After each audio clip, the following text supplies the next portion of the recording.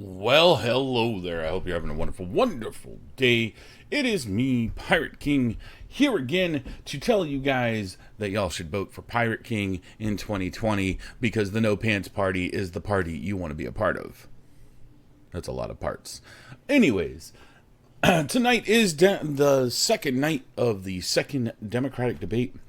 We are going to see the other 10 candidates that were invited to this debate, including Gillibrand, Castro, Booker, Biden, Harris, Yang, Tulsi Gabbard, Inslee, de Blasio, and Bennett. Some of those names you probably don't know. I'm interested to see how Yang and Gabbard do tonight, especially since, they have Biden there and Kamala Harris.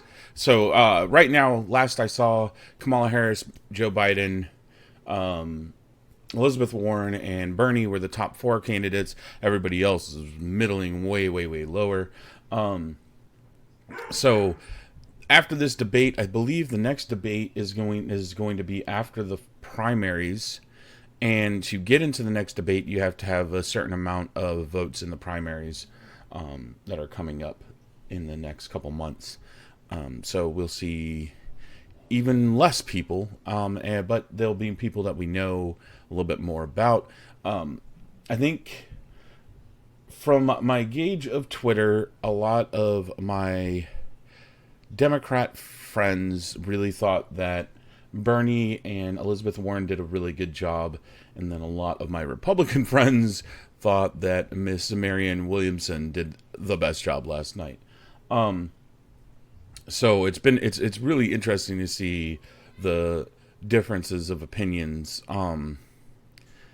Me personally, I liked some of what Williamson said. Your booty is mine. Thank you for the host, Skyroby. Your booty is mine.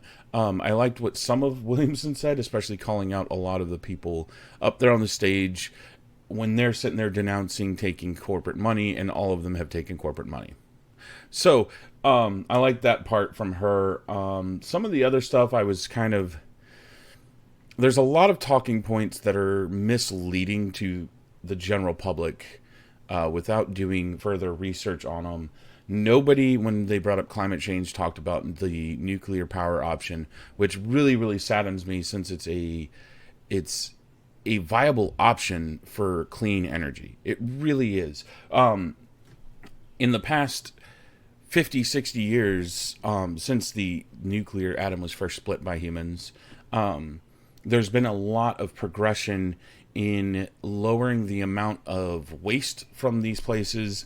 In fact, the French, and I know I make fun of the French a lot, but the French nuclear power program is really, really efficient in cutting down waste to very, very small amounts, because they have their main reactors, the first ones that do the most work, but they have a high amount of waste, but that waste can be reused in other nuclear reactors. So they're reused in other different kinds of nuclear reactors, and then that process causes a minimal amount of waste compared to the old format of what we thought that, every time we fire up a nuclear power plant, all of a sudden we have all this waste. Where are we going to put it? Because it's harmful to the environment, it's harmful to people, it's harmful to everything. So for the United States, they used to bury it underground in giant concrete tombs in the middle of the desert. But if we start building, and I know everybody's going to bring up the cost, but the cost for any kind of change in power right now is going to cost, it's going to be expensive. It's going to be expensive. It's going to be a long-term deal. But to get away from fossil fuels, our best bet is to move to nuclear, to also use solar and wind farms. Those are our 3 best bets. None of them are going to be the number one, power source. It shouldn't be. We shouldn't rely on one source of power because, again, the sun's not always shining, and our battery system as it is right now of harnessing and saving up the power is not efficient enough to take all the solar power and then stretch it over the days that there isn't sun. Same thing with the wind. The wind is not 100% all the time. What's up, Viter? How are you doing? So I would like to see, honestly, I would like to see more Democrats when they're brought up, climate change and everything like that. No matter if I agree with the sensationalism from the media or not, I believe that is an important thing to go green. We should be moving away from causing more harm to the ecology. That's just something we should be doing. We should be recycling more. We should be using compost piles in our backyard. I'm doing good, Viter. I'm doing really good. Thank you for asking. We should be, finding ways to lessen our impact on our environment. That's just common humanity decency, human decency. So that's my stance. I believe that we should move to more nuclear power. We should explore solar power. We should explore more wind power. I think that our vehicles should be. We should look into hydrogen fuel cells as a serious option to move away. From gas powered vehicles, because I think. No, I know electric motors cannot turn the power that diesel engines can. They're until we can get the electric motors up to that that same level of energy exchange and torque, mostly. We will still have to use diesel engines for heavy machinery. We're still going to need diesel engines for the larger long haul vehicles. For hauling stuff. So we're still going to be reliant on petroleum, especially since, the majority of everything we use is plastic anyways. We'll still need petroleum in some sense. But to lessen the amount of petroleum we are using on a daily basis would be beneficial for our environment. And that's from somebody who lives in Houston, who's, the majority of the economy down here is based in oil. So, but I also think that the companies like Shell and Exxon, and those companies are also looking for cleaner energy because they're seeing the amount of move from the normal citizen, from their consumer, to move to electric vehicles, to move to. I hate hybrid vehicles. They're such a hybrid vehicles are not as ecologically sound as everybody wants to make them out to be. That's just my 2 cents. And they're kind of the to me it's more like putting a brand new coat of paint on a building falling apart than it is fixing the problem. Because what it takes, the resources it takes to make a hybrid vehicle is a lot more damaging than most gasoline powered vehicles do. So, that's just stuff I've came up with through my own research into it. And plus, most of the people that drive used to, the stereotypical Prius driver. Come on. So I'm excited to see what some of these individuals have to say. I'm kind of excited to see how Yang steps up. Hopefully he moves away from just talking about the UBI. I know that's his big selling point, but you can't just focus on one thing and hope that you will get the notoriety from just one thing. I hope Tulsi Gabbard gets a little bit more speaking time. I like her. I don't like a lot of her domestic policies, but her international policies to me are a lot better than the majority of the others. I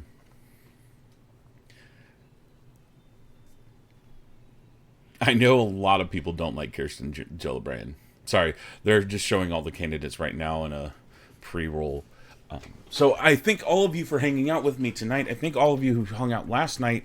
I think we had really good discussions. We came up with a new thing for candidates.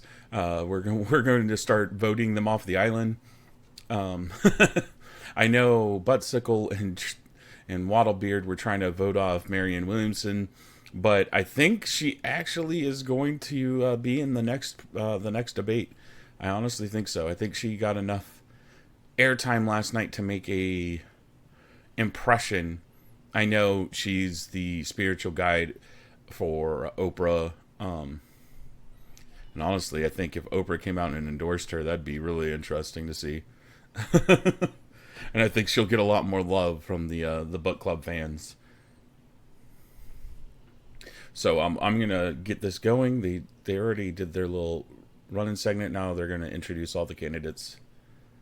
And listening on Sirius XM and the Westwood One radio network. This needs to be lower, the though. CNN Democratic presidential debate, and a special welcome to the U.S. military members, diplomatic corps, and their families serving overseas and watching on the American Forces Network.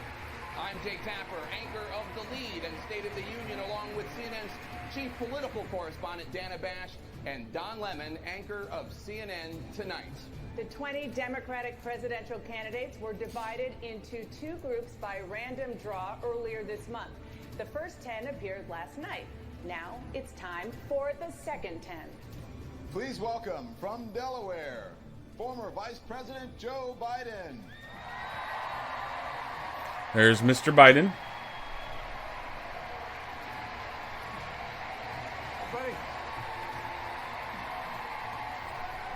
From California, Senator Kamala Harris. Kamala.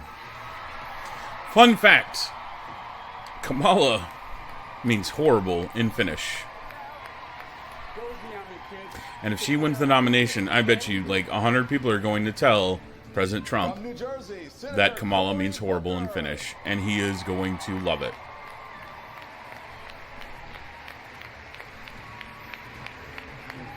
All right, I'm going to start a pool on how many of the candidates speak in Spanish tonight. I'm going to say one. I'm going to say one of the candidates speaks in Spanish. Former Secretary of Housing and Urban Development, Julian Castro. If you get it right, I will give you a 1,000 gold in the chat. From Hawaii, Congresswoman Tulsi Gabbard. Man, she's coming out all white. Wow. She's trying to make a statement. From New York, Senator Kirsten Gillibrand.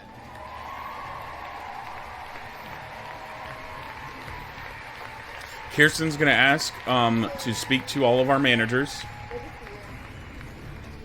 From Washington State, Governor Jay Inslee. I don't know if Inslee was there last time. From Colorado, Senator Michael Bennet. And I'm pretty sure he wasn't there last time. From New York City, Mayor Bill de Blasio. And nobody likes you, de Blasio.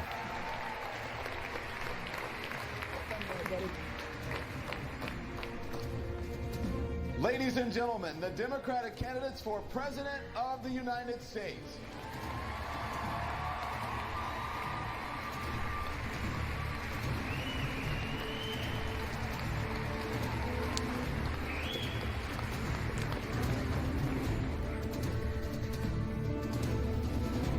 Yeah, I'll be either Booker or Castro that speak in Spanish tonight. Now please rise for the presentation of colors from the James Europe VFW Post 2233 and the District 4 Honor Guard, and please remain standing for our national anthem, performed by Grammy and Tony Award-winning singer Dee Dee Bridgewater, who was raised in Flint, Michigan.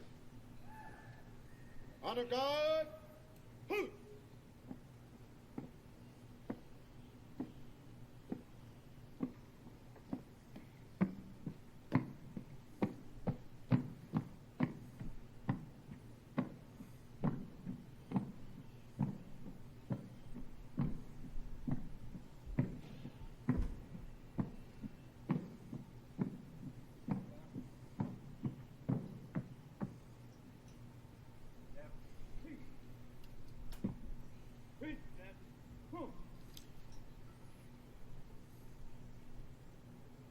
Oh, say, can you see by the dawn's early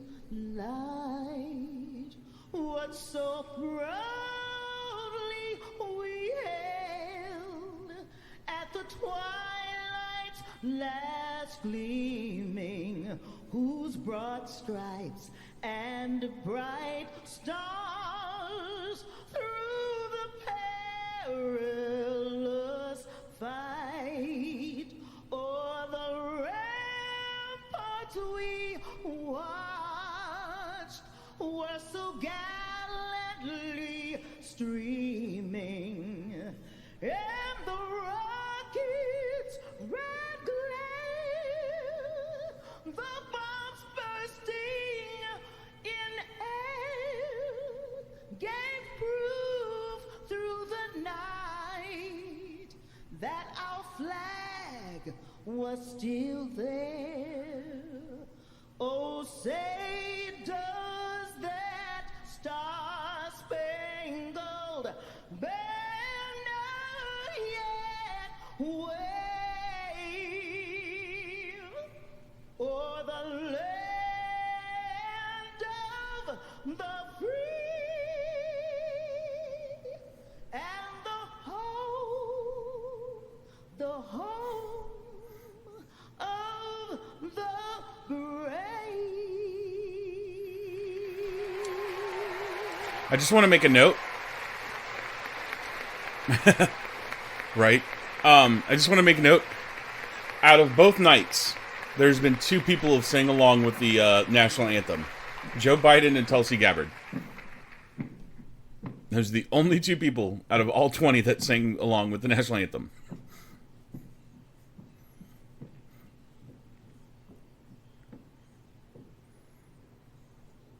The debate will Get begin out of here. right after No. this short break. No. I'm going to ban Ducky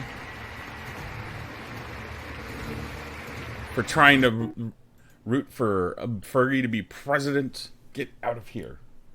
Yeah. So I have it at 1 candidate speaking Spanish tonight. I think it's going to be Castro, but it might be Booker.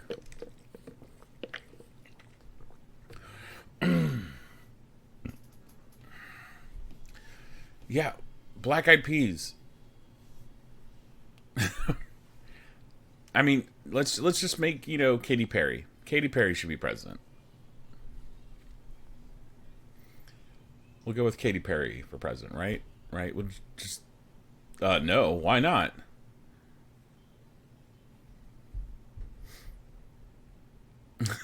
She's conflicted with herself.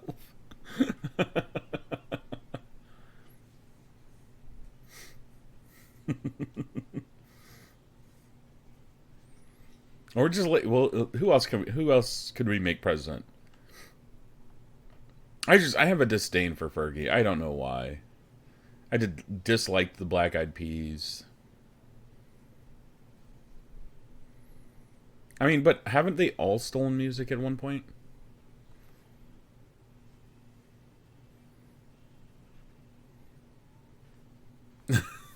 I thought that's what music was all about. I mean, if you want to know an interesting story, so Charlie Manson wrote a song and tried out to be a member of the Beach Boys. And they told him he was too different to be a part of the Beach Boys. And then he heard the song he wrote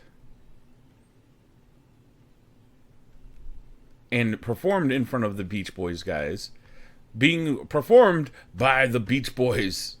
And then he murdered Shannon Tate.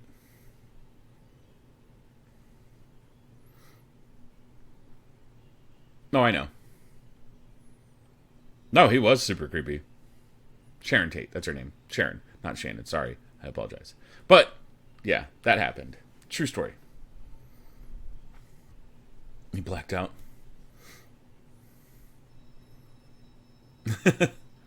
Yeah, we're talking about Fergie. Alright, they're back on. Welcome back to the CNN Democratic presidential debate. Candidates, we're about to begin opening statements. But first, Get a quick out of review here, of the ground Ducky. rules that your campaigns agreed to earlier this month to try to ensure a fair debate. As moderators, we will attempt to guide the discussion. You will each receive 1 minute to answer questions, 30 seconds for responses and rebuttals, and 15 additional seconds if a moderator asks for a clarification. The timing lights will remind you of these limits. Please respect them, and please refrain from interrupting other candidates during their allotted time. A candidate infringing on another candidate's time will have his or her time reduced. We again remind our audience inside the Fox Theater to try to remain silent when candidates are actively debating. The candidates need to be able to properly hear the questions and each other. Let's start with opening statements. You will each receive 1 minute. Mayor Bill de Blasio, please begin. To the working people of America, tonight I bring you a message of hope.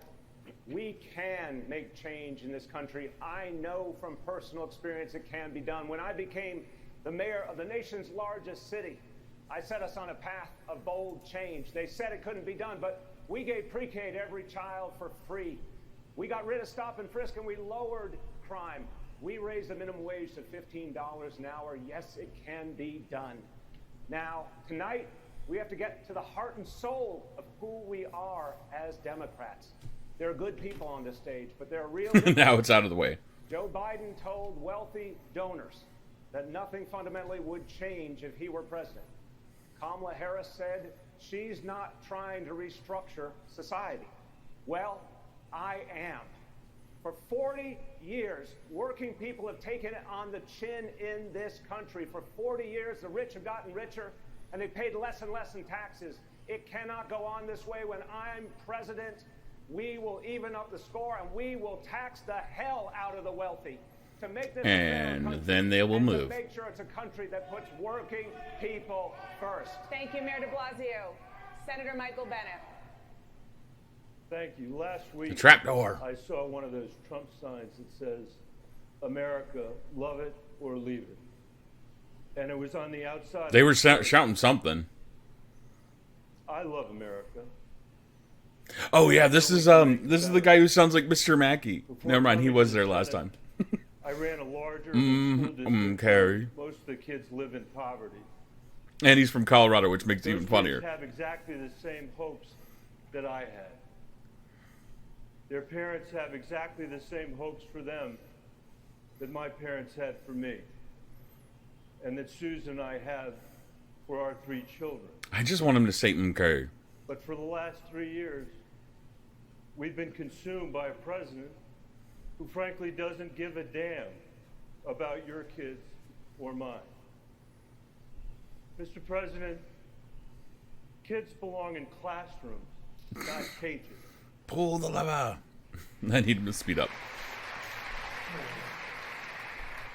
And they deserve something better than a bully in the White House.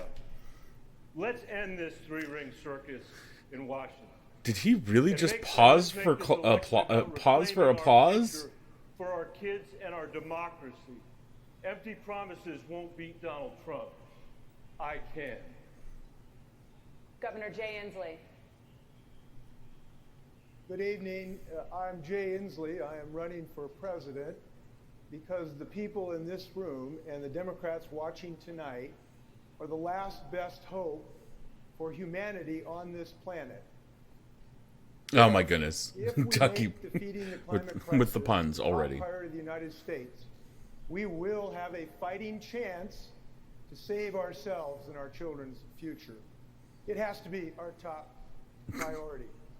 My plan is one of national mobilization, quickly bringing 100% clean energy to Americans, creating 8 million good union jobs. This is a big, bold, ambitious plan for clean energy for a big, bold, ambitious nation. Middle ground approaches are not enough. We must confront the fossil fuel industry. I've been working on this for 25 years. And now we know this, we are at a tipping point, and whether we shrink from this challenge or rise to it is the vital question of our time. We Democrats believe we can still do big things in this nation. We can defeat the climate crisis. Let's get to work.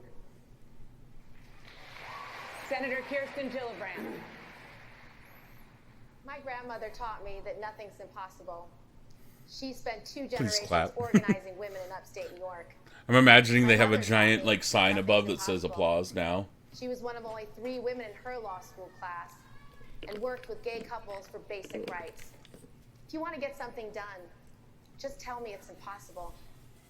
As a freshman senator, I was told you couldn't repeal Don't Ask. Time travel is impossible. Even members of my own party told me it wasn't Cold convenient. fusion is When was impossible. civil rights ever convenient? We stood up to the Pentagon and we got it done. Faster than light is impossible. 10 years ago, I was told we Sorry. couldn't pass health care for our 9/11 first responders, those heroes who raced up the towers when others were coming down. Even when Congress turned its back on them, we kept fighting. No, it does. Just last week, we made the 9/11 health bill permanent.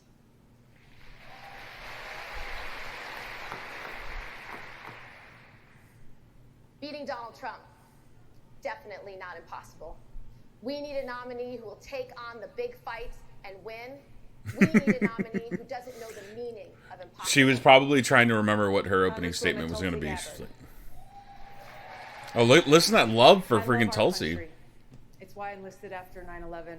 I've served as a soldier for over 16 years, deployed twice to the Middle East, and serve in Congress now for almost 7 years. I'm not too afraid to say it, I know but what Tulsi's patriotism is, a and pretty lady. I've known many great patriots throughout my life, and let me tell you this: Donald Trump is not behaving like a patriot. As president, I will. I wasn't going to say it. I'll let you say it, Allie. To the White House, serving the interests of all Americans, not just the rich and powerful. I'll fight for our rights and freedoms of all Americans, upholding these principles in our Constitution upon which our country was founded. Fighting for justice and equality for all. Fighting for every single American, regardless of race or religion, as we strive towards that more perfect union. And as president, I'll bring this unifying spirit of love for country and the soldiers' values of service above self to the White House, truly leading a government of, by, This is opening statements. It's mostly boring. Secretary Julian Castro. Thank you, Dana, and good evening. You know, just a few days ago, we were reminded and inspired by our fellow Americans in Puerto Rico that public service is not fundamentally about any of us. It's about you and your family. I want you to know that if I'm elected president, that I will work hard every single day so that you and your family can have good health care when you need it, so that your children and grandchildren can He sounds like reach their dreams, and that you can have he has the very similar like tempo to the way he's talking, like President Obama did, or does. We have a wonderful special nation, but that too many people are struggling, and I know what that's like too. His tone and tempo. In a poor neighborhood. But like many of you, I don't want to make America anything again. I don't want us to Chinese go takeaway. backward. We're not going back to the past. We're not going back where we came from. We're going to move forward. We're going to make America better than it's ever been in the years to come. Let's do that together. Andrew Yang. If you've heard anything about me and my campaign, you've heard that someone is running for president who wants to give every American $1,000 a month. I know this may sound like a gimmick, but this is a deeply American idea, from Thomas Paine to Martin Luther King to today. Let me tell you why we need to do it and how we pay for it. Why do we need to do it? We already automated away millions of I didn't mean to. I'm sorry, and chances Allie. are your job could be next. If you don't believe me, just ask an auto worker here in Detroit. How do we pay for it? Raise your hand in the crowd if you've seen stores closing where you live. It is not just you. Amazon is closing 30% of America's stores and malls and paying zero in taxes while doing it. We need to do the opposite of much of what we're doing right now, and the opposite of Donald Trump. Are you talking to me? Asian man who likes math. Are So let me share the math. Did he just make an Asian and math? All right, Andrew Yang, I like you. The automation of our jobs is a central challenge facing us today. It is why Donald Trump is our president, and any politician not addressing it is failing the American people. Senator Cory Booker. Right, Smokey Bugle. Last week, the President of the United States attacked an American city, calling it a disgusting, rat-infested, rodent mess. We need a nation that understands that these tired, old language, the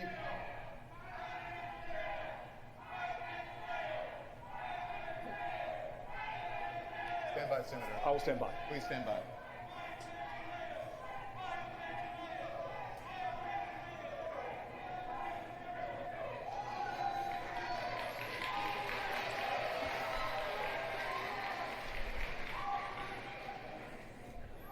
Please continue, Senator. I want to know what they were saying. Donald Trump from Charleston I couldn't understand him. to Baltimore, Fire somebody. to even the border, is using the tired old language of demagogues, of fearmongers, of racists to try to divide our country. I wonder if it's on Twitter already. Itself. We know who Donald Trump is, but in this election, the question is, who are we as a people? We have serious problems in America. We have deep wounds and seriously, deeply rooted challenges.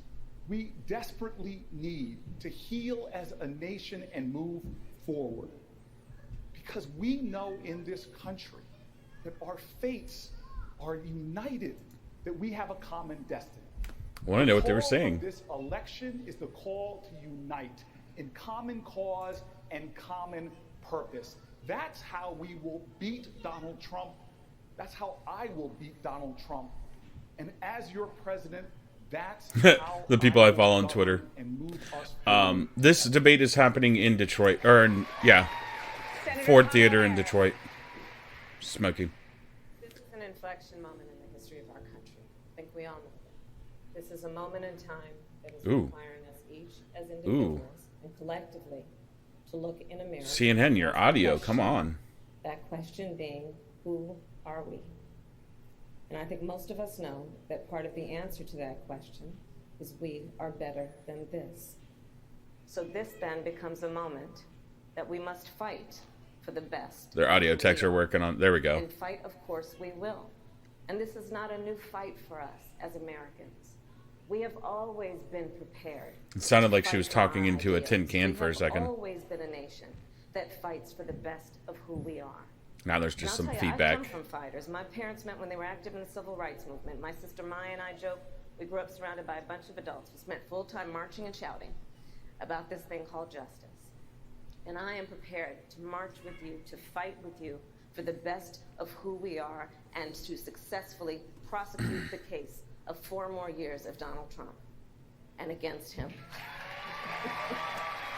Vice President Joe Biden. Tonight, I think Democrats are expecting some engagement here, and I expect we'll get it. I'm running for president to restore the soul of this country. You know, we have a president, as everybody's acknowledged here, every day is ripping at the social fabric of this country. But no one man has the capacity to rip that apart. It's too strong. We're too good.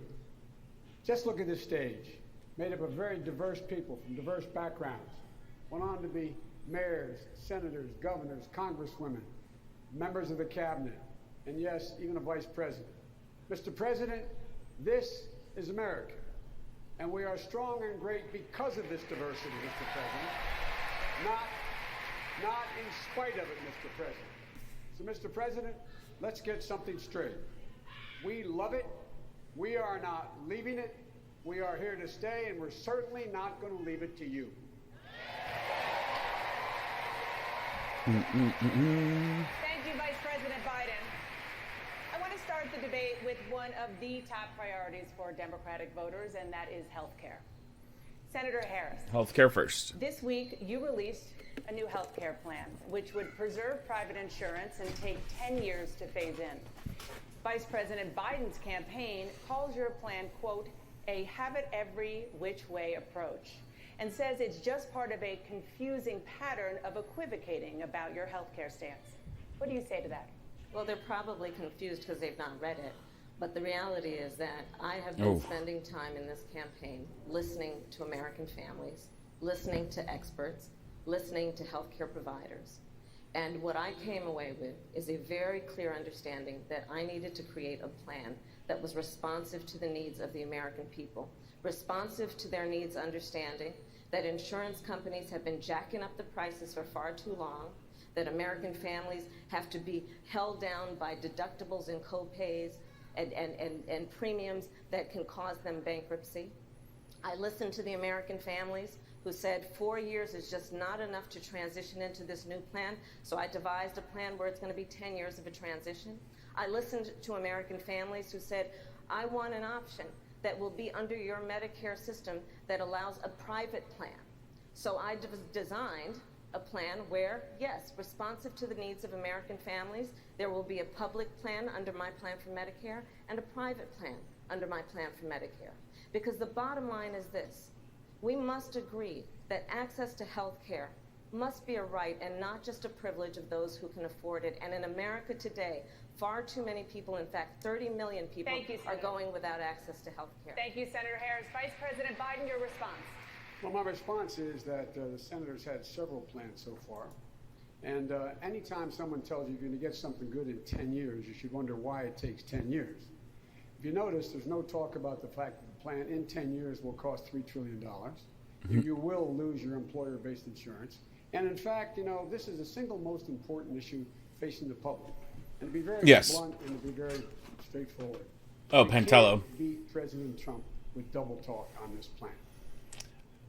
I mean, that makes sense. Absolutely. Unfortunately, Vice President Biden, you're just simply inaccurate in what you're describing. The reality is that our plan will bring health care to all Americans under a Medicare for All system. Our plan will allow people to start signing up on the first day. Babies will be born into our plan, and right now 4 million babies almost are born every day in America, or every year in America. Under our plan, we will ensure that everyone has access to health care. Your plan, by contrast, leaves out almost 10 million Americans. So I think that you should really think about what you're saying, but be reflective and understand that the people of America want access. That's why, because de Blasio's the New York mayor. Makes sense. Senator Makes Harris, more thank you. sense. Vice President Biden, your response? Plan, no matter how you Yeah, in theory, what they're trying to push is a public plan that will be paid for by taxes, but then you can also, on top of it, get more private plan on top of it. Secondly, it will require middle-class taxes to go up, not down. Yeah, I agree, Ali, which is weird. Employer-based insurance. And fourthly, what happens in the meantime? And like I said last night, until they fix the VA, I don't have a good feeling about any of these public plans. For healthcare in America. Over the next 10 years, it's probably going to be $6 trillion. Well, yeah, Chinese takeaway, it works, but the problem is that and get into coverage. Yeah. Right now in America, my experience with the VA and many veterans who have experienced the VA understand that with the government running the medical care, Mayor de Blasio, let's bring you in. What's your response? Thank you. I don't know what we're sitting waiting for care. We're fighting with the VA to get basic health care. I can't choose my doctor. I have to go to one of their doctors. You know, no, I know it's also Medicare, but I'm using the VA because that's my experience. I've never tried Medicare. I do know that many medical professionals have stopped accepting Medicare because it's too difficult of a process for them. That goes for psychiatrists, that goes for doctors, that goes for most of the medical profession. They don't want to deal with Medicare because they're dealing with the government in this aspect takes up too much time. And so whenever, like Bernie said yesterday, oh, if the government gets involved, that'll take away a lot of the bureaucracy that goes on in the hospitals. That's not true. That's the exact opposite that will happen, because the medical professionals that I know and I've talked to have stated that dealing with insurance companies is easy. Send in a paper, boom. Never have to really worry about it again. Dealing with the government, you have to send in this form. Oh, well, we didn't get that form. Can you send us another form? Send that form. Send that form. Every like three weeks, another form has to be sent to the government. And so it makes it more time consuming and harder for them. What happens? Did anybody tell you how much their plans cost? My plans cost $750 billion. That's what it costs, not $30 trillion. And like I also said yesterday, a lot of my problem with it as well is that How do you feel about Senator there's no real competition for insurances in your state. You have 2, maybe 3 health insurance companies that you can use. No matter where you live in the state, no matter what job you do, there's 2 or 3 health insurance companies that run the entire time. Because the truth is, No, it really does, Chinese takeaway. So I cannot get health insurance from Michigan, Montana, Wyoming, even if it's cheaper than what I'm being offered here in this state. Because I'm worried that his throat will close. I am not And worried about not having an insurance what card I believe, this is my personal belief, is that by doing that, by opening up the market to where I can purchase health insurance from a different state, and where employers can purchase health insurance from a different state, it'll lower the price of health insurance all around. Now, when it comes to also hospital and how much they charge, a lot of that has to do with the backdoor agreements that they've made with insurance companies. That's a part of it goes to what they've made agreements with the government, and the fact that we as the people that need to go to the hospital and the people that need to go get health, medical care, we don't get a chance to price out what hospital, what doctor. We go to the closest ER. Why? Because it's the closest ER and we don't know any different. We don't know if the price for this hospital is cheaper than this hospital because we don't have access to that. Senator Biden about the Affordable Care Act, it is important that you understand that our Medicare for All plan has actually, by the architect of the Obama Affordable Care Act, been described as one of the most effective ways to bring health. I'm also all for lowering the. Oh, and I found out last night that the patent on a lot of pharmaceuticals goes for 25 years. 25 years. Senator Biden, your plan will keep and allow insurance companies. That is insane to me. Status quo, doing business as usual, and that's going to be about jacking up. Because that keeps the generics from hitting the market. Have to come out $5,000. My plan makes a limit of copay. No, I agree. Smokey Bugle. But we further support. I don't think that they should have that patent for 25 years. That's a quarter of a century that they're profiting off of that, and that they can rack the price up. 5, 10 years at most. But also sell the formula to people who can make generics to make it a little bit cheaper. I mean, you can't, I understand that they need to pay for research and stuff like that, but man, insulin's been around for freaking 75 years, and it's still super expensive. And the only reason that they've kept their patent and that it's only from one distributor is because, and this goes for the U.S. and Canada on insulin, and Mexico. The only reason they've been able to keep it for longer than 25 years is because they've changed the patent on the pen, on the distribution system, the pen that's used for it. That the person who's enjoying this debate most right now is Donald Trump, as we pit Democrats against each other, while he is working right now to take away Americans' health care. There's a court case working through the system that's going to gut the Affordable Care Act and actually gut protections on pre-existing conditions. And so I was raised by 2 civil rights parents who told me to always keep your eyes on the prize. And that is that in the United States of America, every Democrat should stand with the belief that everyone should have access to health care, that it's a human right.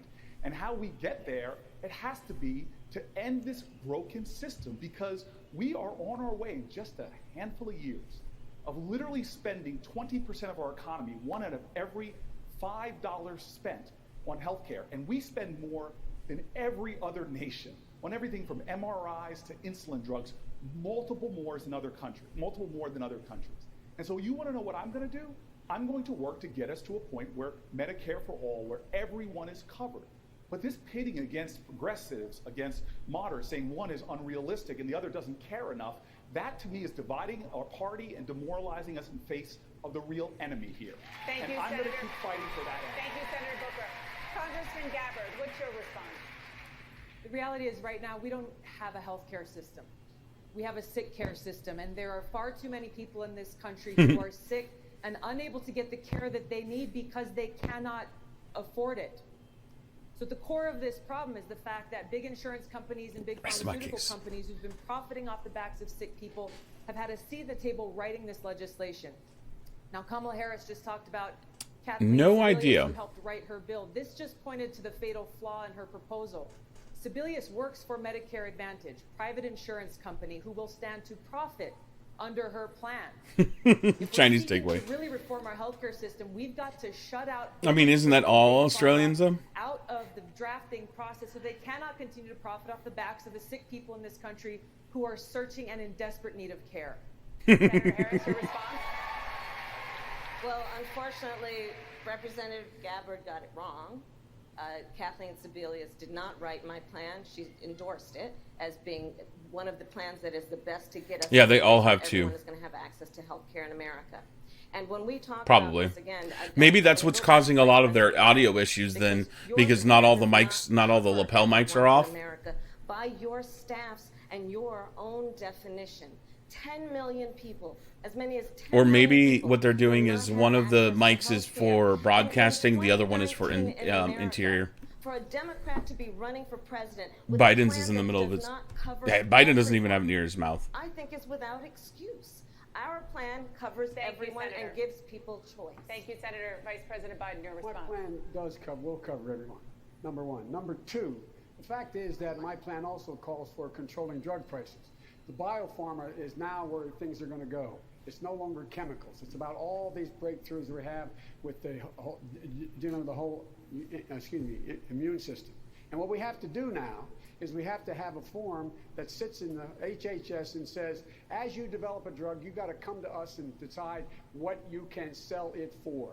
We will set the price. And secondly, it says that you cannot raise that price beyond the cost of inflation from this point on. And that's how you get the subsidized farmers who One of your Democratic rivals suggests end up that running on Medicare for all would get Donald Trump reelected. wasting so much more of their product. Much more likely. Unlike others on this stage, I've been crystal clear where I've been for a decade. I don't agree with price In fixing. Colorado, I believe we should finish the job we started Because with it's the just Affordable Care Act, with not a public good option idea. to give Price everybody fixing is in not the a good audience idea. chance to pick for their family whether they want private insurance or public insurance. It requires drug companies to be negotiated with by Medicare, and it provides competition. That is totally different from the plan that Senator Warren and Senator Sanders and Senator Harris have proposed, which would make illegal employer-based health insurance in this country and massively raise taxes on the middle class to the tune of $30 trillion, as Joe Biden said. We don't need to do that. It doesn't make sense for us to take away insurance from half the people in this room and put huge taxes on almost everybody in this room when we can pass a public option, trust the American people to make the right decision, and have universal health care in this country in 2 years, not 10 years. Secretary Castro, I want to bring you in. I need to respond. Your response. I'll come to you right after Secretary Castro. Secretary Castro. Well, I know that this is something very personal for all Americans. You know, I grew up with a grandmother that had diabetes, and watched as the condition got worse and worse. That whole time, she had Medicare. I want to strengthen Medicare for the people who are on it, and then expand it to anybody who wants it. I also believe Yeah, he really if is. somebody has a private health insurance plan that is strong, that they want to hold on to, that they should be able to do that. What I don't believe is that the profit motive of big pharma or big insurance companies should ever determine in our great nation whether somebody gets health care or not. Thank you, Secretary Castro. Senator Harris, Senator Bennett had suggested that you support banning employer-based health insurance. Is that true? Well, first of all, with all due respect to my friend Michael Bennett, my plan does not offer anything that is illegal. What it does is it separates the employer from health care, meaning that where you work will not be a So you're agreeing with what he said. function of where you work. So what you're saying, you agreed with. To a job that they do not like, where they are not prospering, simply because they need the health care that that employer provides. It's time that we separate employers from the kind of health care people get. And under my plan, we do that. As it relates to the insurance and the pharmaceutical companies, who will not be called in and who will not be taken to task by Senator Biden or Senator Bennett's plan, we will do that. Senator Bennett, I want to bring you back. Senator Harris is my friend as well, but I have to say, if we can't admit The reason why we have is banning employer-based insurance is because the employers take the brunt of the cost of health insurance. We need to be honest. The reason why so many people aren't on health insurance is because, honestly, the cost of health insurance is super high. It really is. That's why a lot of us go to work at jobs where they offer insurance, so that way the employer pays the majority of that insurance, you pay a part of it. We don't need to do that. Governor, We can I'm have going to come to you in a second, but I do want to healthcare in this country. I do want to bring in. He sounds like Mr. Mackey from South Park. We cannot keep with the Republican talking points on this. You gotta stop. The Do it. reality is that under my Do it, Medicare Allie. plan, It would be fun. Yes, Like making employers are not YouTubes where you're just making fun of debates and just heckling they will people. be able to make that decision. Private I mean, Steven Crowder's insurance done it companies for and years. private carriers, if they comply by our rules and play by our rules, will be able to offer those employees health coverage under a private Medicare plan, or they can have the option of a public Medicare plan. But it is misleading to suggest that employees want what their employer is offering only. They want choice, and my plan gives that to them. Thank you, Senator. Governor Inslee, I want to bring you in. You recently signed a public option into law, which allows Washington state residents to purchase a state-backed plan if they want to, but this may only save families in Washington state as little as 5% off premiums. Hold Is on. 5% really the kind of relief that the American people need? No, we need universal coverage, and I'm proud of our state that has done less squabbling and actually getting things done. And I am proud that we were the first state to offer a publicly sanctioned offer of health care to our citizens. I'm also proud that we didn't stop there. We're also the first state that has taken care of our elders, our seniors. We have a looming retirement wave coming up. I'm proud that our state has made them eligible to retire in dignity. I'm also proud of this, and I think we need to talk more about this as Democrats. It is time to give people adequate mental health care in this country. And we've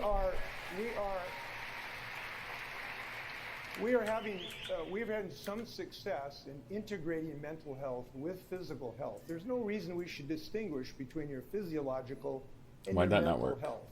And the last thing we're doing, I think it's very instructive for the nation. We know we're being eaten alive by pharmaceutical costs. We have had one of, if not the most innovative way to drive down pharmaceuticals for life-saving medications in the United States. That's a record of Washington State. I'd like to take to Washington, D.C. Thank you. Thank you, Governor Inslee. Mr. Yang, I want to bring you in. You support a Medicare for all system. How do you respond to Governor Inslee? Well, I just want to share a story. When I told my wife I was running for president, you know the first question she asked me? What are we going to do about our health care? That's a true story, and it's not just us. Democrats are talking about health care in the wrong way. As someone who's run a business, I can tell you flat out our current health care system makes it harder to hire. It makes it harder to treat people well and give them benefits and treat them as full-time employees. It makes it harder to switch jobs, as Senator Harris just said, and it's certainly a lot harder to start a business. If we say, look, we're going to get health care off the backs of businesses and families, then watch American entrepreneurship recover and bloom. That's the argument we should be making to the American people. Thank you, Mr. Yang. Mayor de Blasio? Yeah, I don't understand why Democrats on this stage are Took me that long. fear-mongering about universal health care. It makes no Are you sense. talking about Andrew Yang? American people, they are sick of what the pharmaceutical companies are doing to them. Ask them what they feel about the health insurance companies. They feel it's holding back their families because they can't get the coverage they need. They get a lot of no's.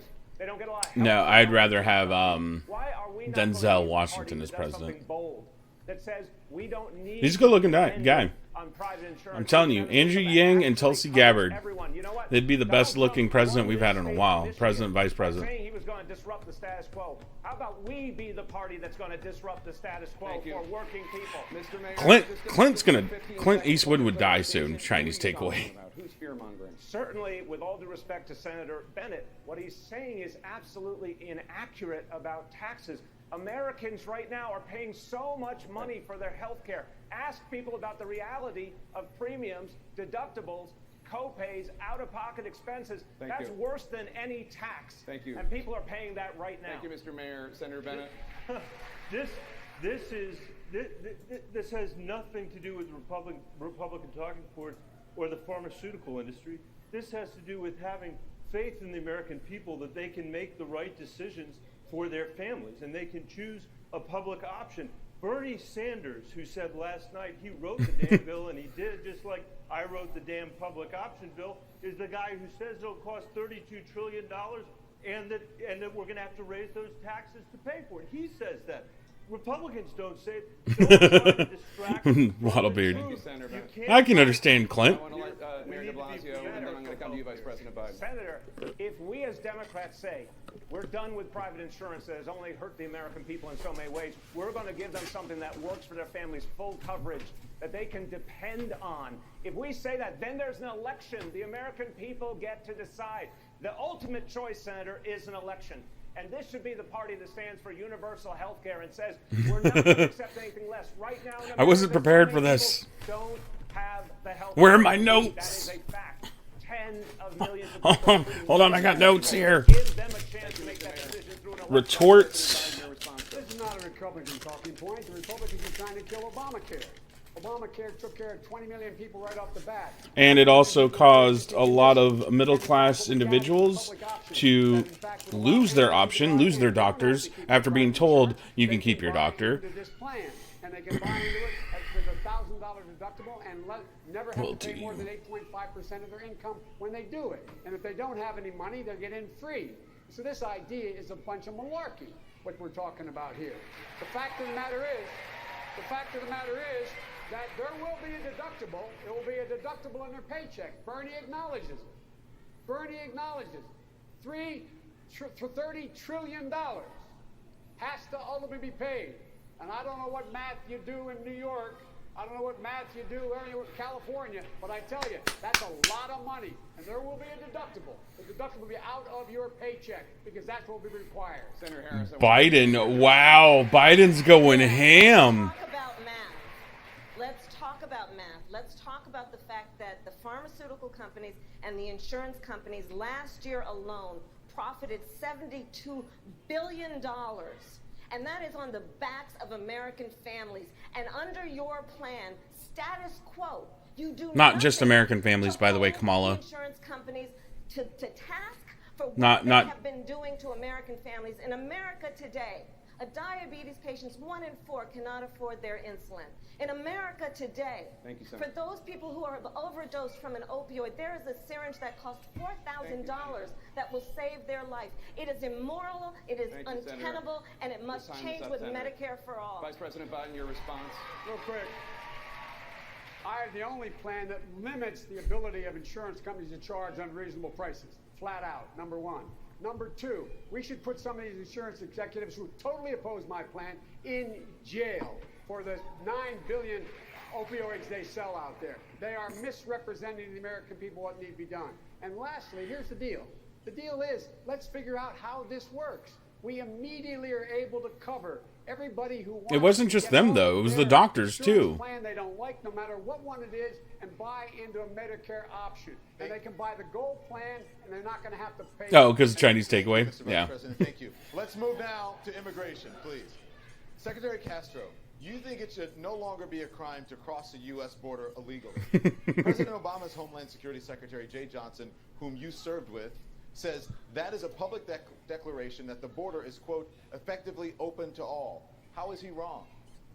Thank you for that question. You know, if you elect me president, you're not electing me to follow. You're electing me to lead. And open borders is a right-wing talking point.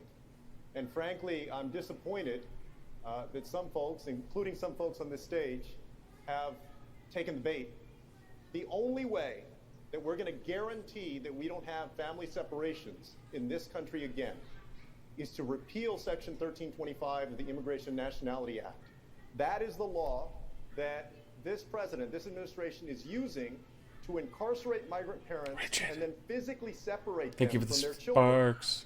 My immigration plan would also make sure that we put undocumented immigrants who haven't committed a serious crime on a pathway Thank to you. citizenship, that we do a 21st century Marshall Plan with Honduras, El Salvador, and Guatemala so that we can get to the root of this challenge so people can find safety and opportunity at home instead of having to come to the United States. That's how we can be smarter, more effective, and more humane when it comes to immigration policy. Thank you, Secretary Castro. The problem is that it's not really about I safety. It's disagree about that opportunity we should here. Decriminalize our border. This is personal for me. My mom's an immigrant, and she was separated from her parents during the Holocaust in Poland. And for those reasons, I was part of the Gang of Eight that I wrote the immigration bill in 2013 with John McCain that passed the Senate with 68 votes. That gave a pathway to citizenship for the 11 million undocumented people that are here. That would pass the most progressive DREAM Act that had ever been conceived, much less passed on the floor of the Senate, and had $46 billion of border security. Every single Democrat voted for that bill, Senator. and a lot of Republicans. That should be our At the same time. Thank you, That Senator. is our position. Thank you, as Senator. Democrats. Senator Harris, you have indicated that you don't think it should be a criminal offense punishable by jail to cross the U.S. border illegally. How do you respond to Senator Bennett? Well, again, with all due respect, after the last debate, for example, I went to a place in Florida called Homestead. And there is a private detention facility being paid for by your taxpayer dollars. A private detention facility that currently houses 2,700 children. And by the way, there were members of us, Julian was there, members of Congress. They would not let us enter the place, members of the United States Congress. So I walked down the road, I climbed a ladder, and I looked over the fence. And I'm going to tell you what I saw. I saw children lined up single file based on gender, being walked into barracks. The policies of this administration have been facilitated by laws on the book that allow them to be incarcerated as though they've committed crimes. These children have not committed crimes and should be not treated like criminals. Senator Bennett, what's your response?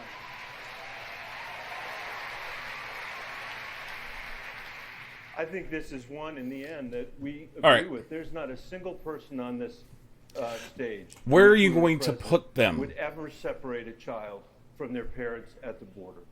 And that is what this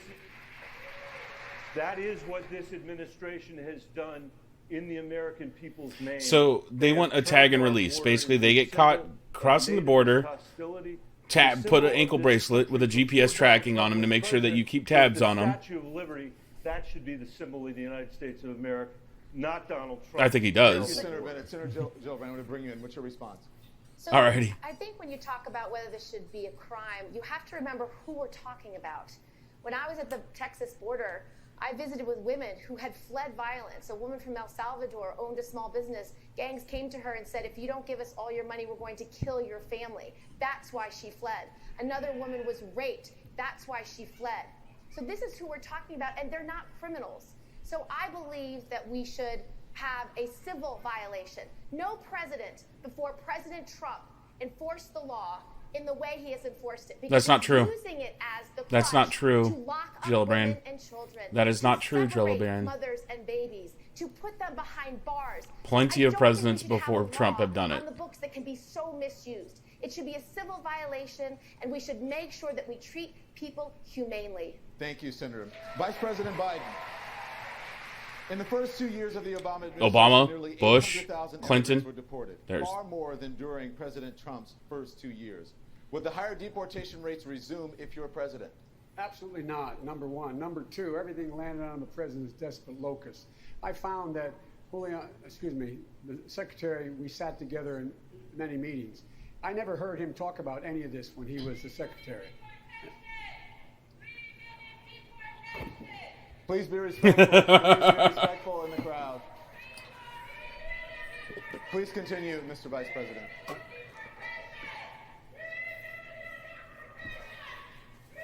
The fact is, I don't know if you can hear, I can hear, but anyway. We can hear fine, Mr. Vice President. Please continue if you The would. fact is, what the senator from New York talked about is seeking asylum. That woman, the women she spoke to, are entitled to asylum. That is not crossing the border illegally. What we should do is flood the zone to make sure we have people to make those decisions quickly.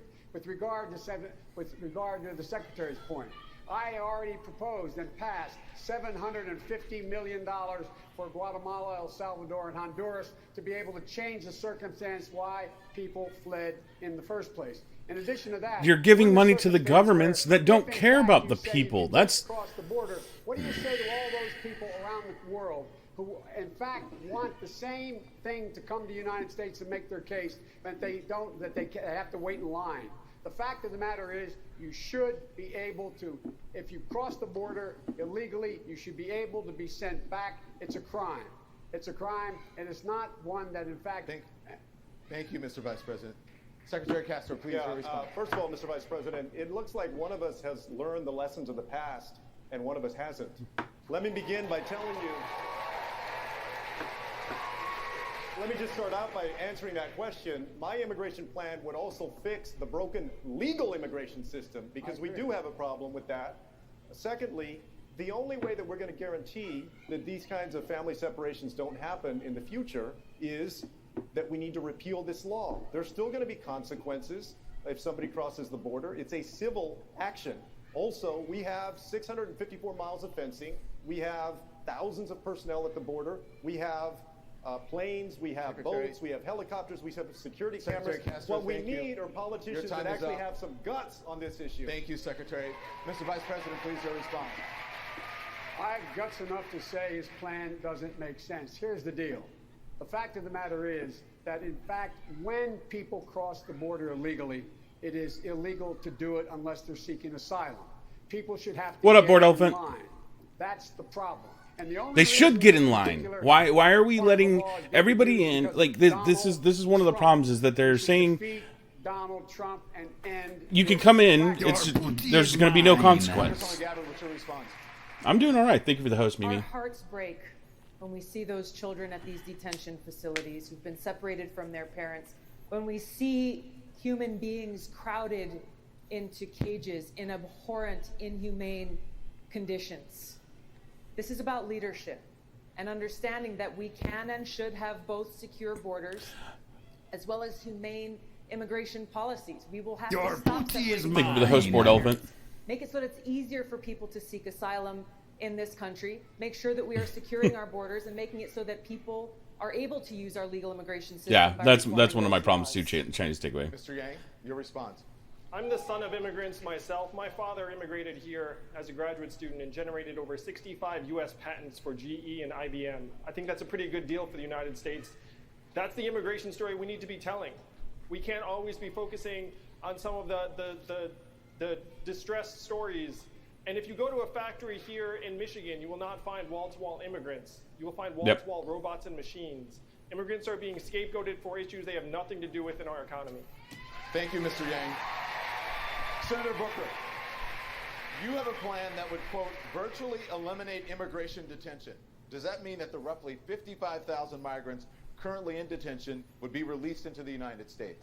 Absolutely. First of all, I just want to say, again, tonight, we are playing into Republican hands who have a very different view, and they're trying to divide us against each other. I'm listening to the language of my colleagues. No, Mr. Vice President, we are not going to just let people cross the border.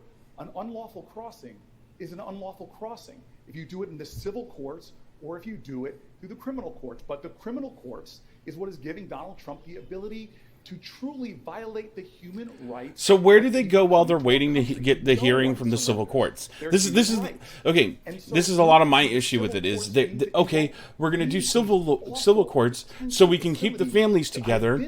But where are they going to go? Sleeping on pavement, people. Where are you going to house them? Nursing mothers. Where are you going to house the massive amounts of people coming into this country all the time? Piloted programs that have 100% compliance with the civil courts, where people are evaluated. If they have no justifiable reason to be here, they are returned. If they are, like the people I met in Juarez, who were survivors of sexual assault, who we wouldn't even let come and present for asylum. We are butchering our values and making ourselves Senator Booker, less thank safe. you very much. Mr. Vice President, your response. I agree with the senator. The asylum process is a real process, and this president is ruining it. It has nothing to do with that section of the law. That's what he's doing, number one. Number two, we should, in fact, and we have proposed and we tried to get past in our administration, I propose, significantly increasing the number of legal immigrants who are able to come. This country can tolerate a heck of a lot more people. And the reason we're the country we are is we've been able to cherry pick from the best of every culture. Immigrants built this country. That's why we're so special. It took courage. It took resilience. It took absolute confidence for them to come. And we should be encouraging people. And by the way, anybody who crosses the stage with a PhD should get a green card for 7 years. We should keep them here. Thank you. Thank you very much, Mr. Vice President. Governor Inslee, what's your response? I think we're missing two central statements we need to make. Number one, we can no longer allow a white nationalist to be in the White House, number one. And number two,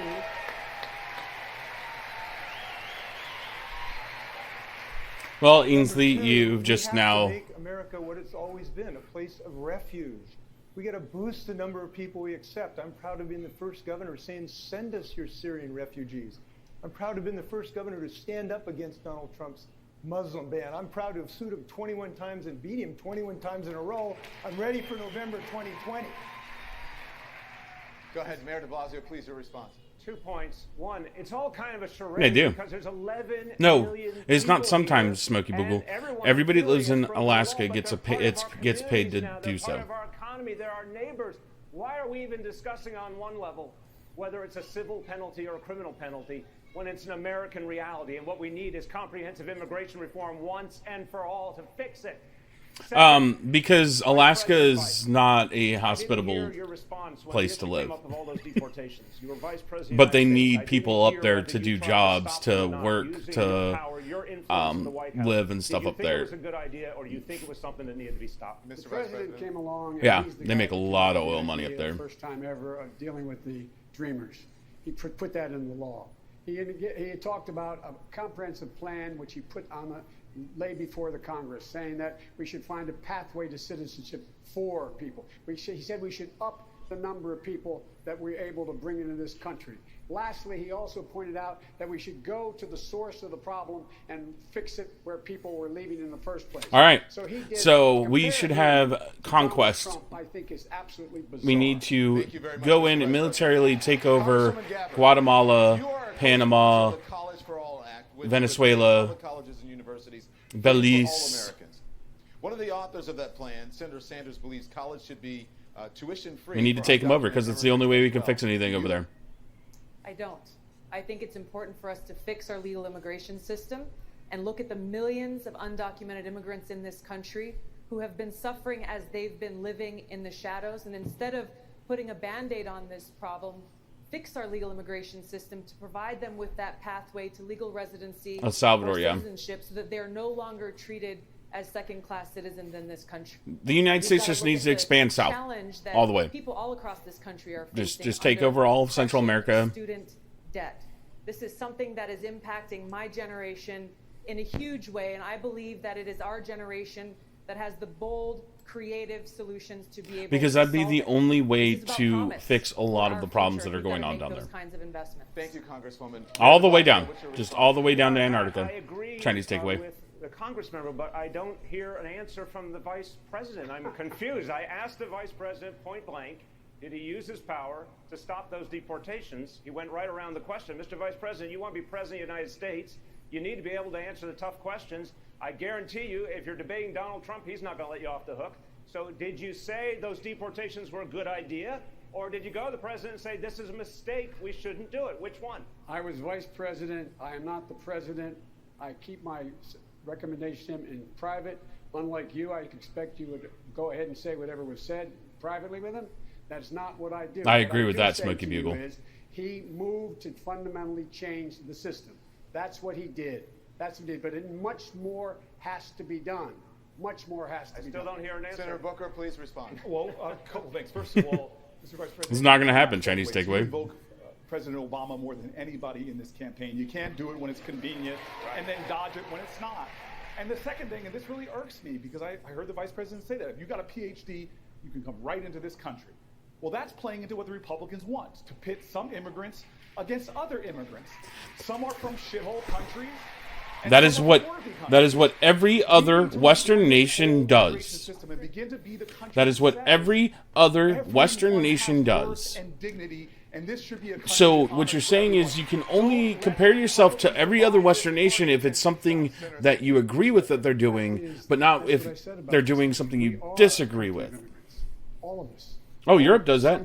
Australia does it. New Zealand does it. Those countries, like, you look into how to get a visa, a work visa down there, you need at least a bachelor's in science or something like that, something that's going to help their economy by bringing an actual, trained individual. And he got pushed back significantly. Senator Gillibrand, what's your And response? that's for an American trying to go and move there just to work for a couple of years. Again, President Trump, under his administration, 7 children died in his custody. Under his administration, families have been torn apart. This party is talking about real ideas for the future. Well, I mean, on all honesty, India is missing but we a must lot. not forget about our values. We used No, to exactly. believe in this country you should treat others Exactly, the way you Mimi. want to be This treated. is We used to believe in this country we they, should care about and this is others one of the above things us. that bothers me Let's whenever remind anybody the like American compares the people who we United are, States why are we are to Democrats, and why are we Europe. running for president. Senator Gillibrand, Is because Europe in general is ran completely different, and the cultures are completely different. Their limitations on becoming a citizen of their country are stricter than the United States. The U.S. is one of the easiest countries to become a citizen, and it's difficult as hell to become a citizen here in the U.S. So that tells you what it's like for other countries. It's a hard, I don't know. The immigration thing is going to be hard for the Democrats because while most people are compassionate with what's going on, with the splitting up of families and the conditions down at the border, the problem comes to what is your plan to fix that situation down there? Because you have hundreds of thousands of individuals that are down there right now. Where are you going to put them? Are you going to build a brand new giant city to put all of the people that are applying for asylum? Because that's what you're going to need. You're going to need a city that's walled off so that people can come in there and live while they're getting their asylum stuff looked through. Oh yeah, Lifeless Auto. And that's another thing is, how do we know that all the people that are claiming to be the parents of children are their parents? Like, it's one of those things, like, you have to take the children's safety first. You have to ensure that that is actually a family member and not somebody posing as a family member. Because I hate to say it, but child sex trafficking and sex trafficking in general goes on all the time.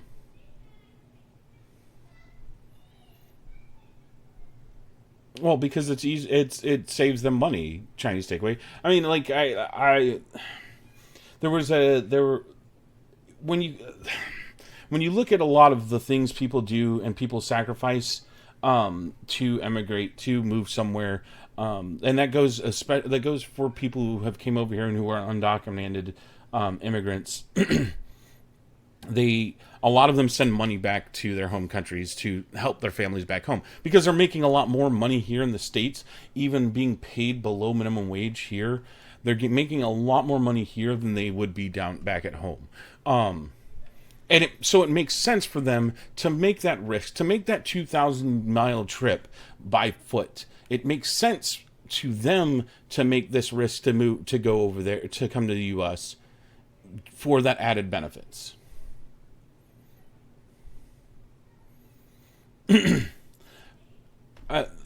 I mean, but Smokey Boogle, that's part of the issue, is that we only get to see one side of what's going on down there. I mean, unless somebody was to go down there with an unbiased opinion and, record without editing for the entire time that they're there to show all of the conditions, show all what's going on. Like Kamala Harris brought up there's kids separated by gender going into barracks in a line.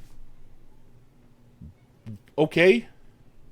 Yeah. I'm glad that they're separating the boys from the girls, first of all, because that limits the amount of risk you're taking by mixing both of them. I don't know. Immigration's a complicated issue that we need to look at seriously and stop arguing about, and stop using children and the immigrants themselves as talking points. Criminal justice reform plan, quote, an inadequate solution to what is a raging crisis in our country, unquote. Why is Senator Booker wrong? Well, I think he is wrong. I think we should work together. He has a similar plan. I think that we should change the way we look at prisons. Right now, we're in a situation where when someone is convicted of a drug crime, they end up going to jail and to prison. They should be going to rehabilitation. They shouldn't be going to prison. When in prison, they should be learning to read and write and not just sit in there and learn how to be better criminals. And when they get out of prison, they should be in a situation where they have access to everything they would have had before, including Pell Grants for education, including making sure that they're able to have housing, public housing, including they have all the opportunities that were available to them because we want them to become better citizens. That's the essence of what my plan in detail lays out. I'm happy to discuss it more in detail if the senator wants to. And so I looked at it anyway. That's what I think my plan. I know what my plan does, and I think it's not dissimilar to what the senator said. We should be working together on getting things done. Senator Booker, your response? Well, my response is that this is a crisis in our country because we have treated issues of race and poverty, mental health and addiction with locking people up and not lifting them up. And Mr. Vice President has said that since the 1970s, every major crime bill, major and minor, has had his name on it. And sir, those are your words, not mine. And this is one of those instances where the House was set on fire and you claimed responsibility for those laws. And you can't just now come out with a plan to put out that fire. We have got to have far more bold action on criminal justice reform, like having true justice, which means that we legalize it on a federal level and reinvest the profits in communities that have been I agree. Punishment over rehabilitation is definitely a thing. Vice President Biden, I want to give you a chance to respond. The fact is that the bills that the future president here, that the senator is talking about are bills that were passed years ago, and they're passed overwhelmingly. Since 2007, I, for example, tried to get the crack powder cocaine disparity totally eliminated. In 2007, you became mayor. You had a police department you went out and you hired Rudy Giuliani's guy. And engaged in stop and frisk. You had 95% of those stops reviewed as illegal. You found yourself in a situation where 3 times as many African-American kids were caught in that chain and caught up. The Justice Department came after you for saying you were engaging in behavior that was inappropriate. And then, in fact, and nothing happened the entire time you were mayor. Thank you, Senator. Do you want to respond? Well, first of all, I'm grateful that he endorsed my presidency already, but I'll tell you this. It's no secret that I inherited a police department with massive problems and decades-long challenges.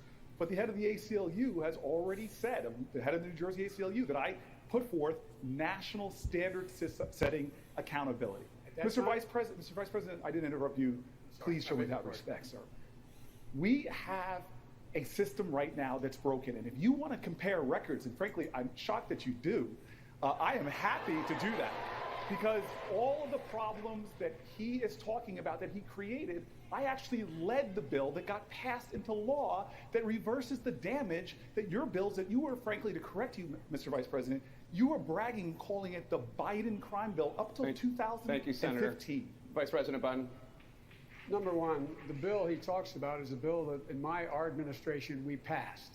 We passed that bill that you added on to. That's the bill, in fact, you passed. And the fact of the matter is, secondly, there was nothing done for the entire 8 years he was mayor.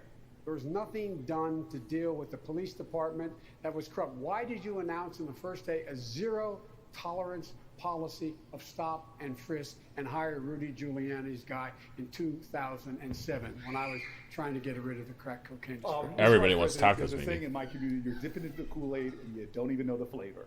You need to come to the city of Newark and see the reforms that we put in place. The New Jersey head of the ACLU has said that I embraced reforms, not just in action, but in deed. Sir, you are trying to shift the view from what you created. There are people. Well, lifeless auto, that is the normal process of asylum. drug offenses. Because you stood up and you... The normal process of applying for asylum is by going to the consulate in their country, or in a neighboring country if they're fleeing a war or genocide. They go to the U.S. consulate in their country or the closest country to them, and apply for asylum. That's the normal asylum approach.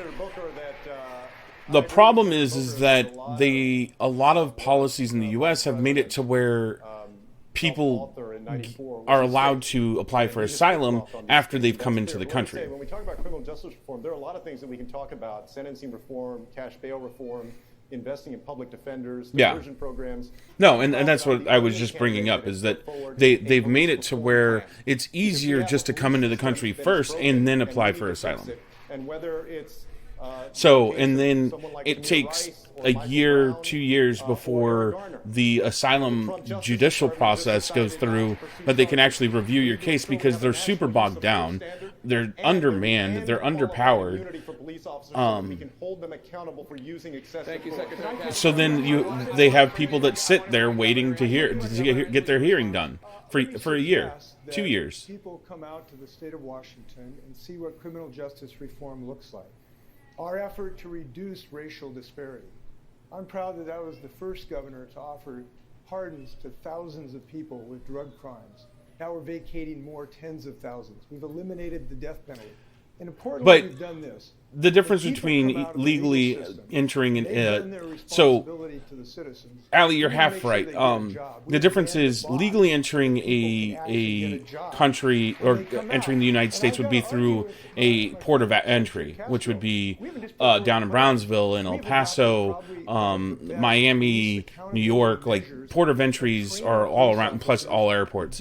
That would be the legal entering, which is part of the issue. Your response to Governor Inslee? I know, I agree. For most, sitting in those camps is better than their home country. Not going after Officer Pantaleo. Officer Pantaleo but I mean, again, part of the separating the children is partially for the child's safety. Said that he couldn't breathe.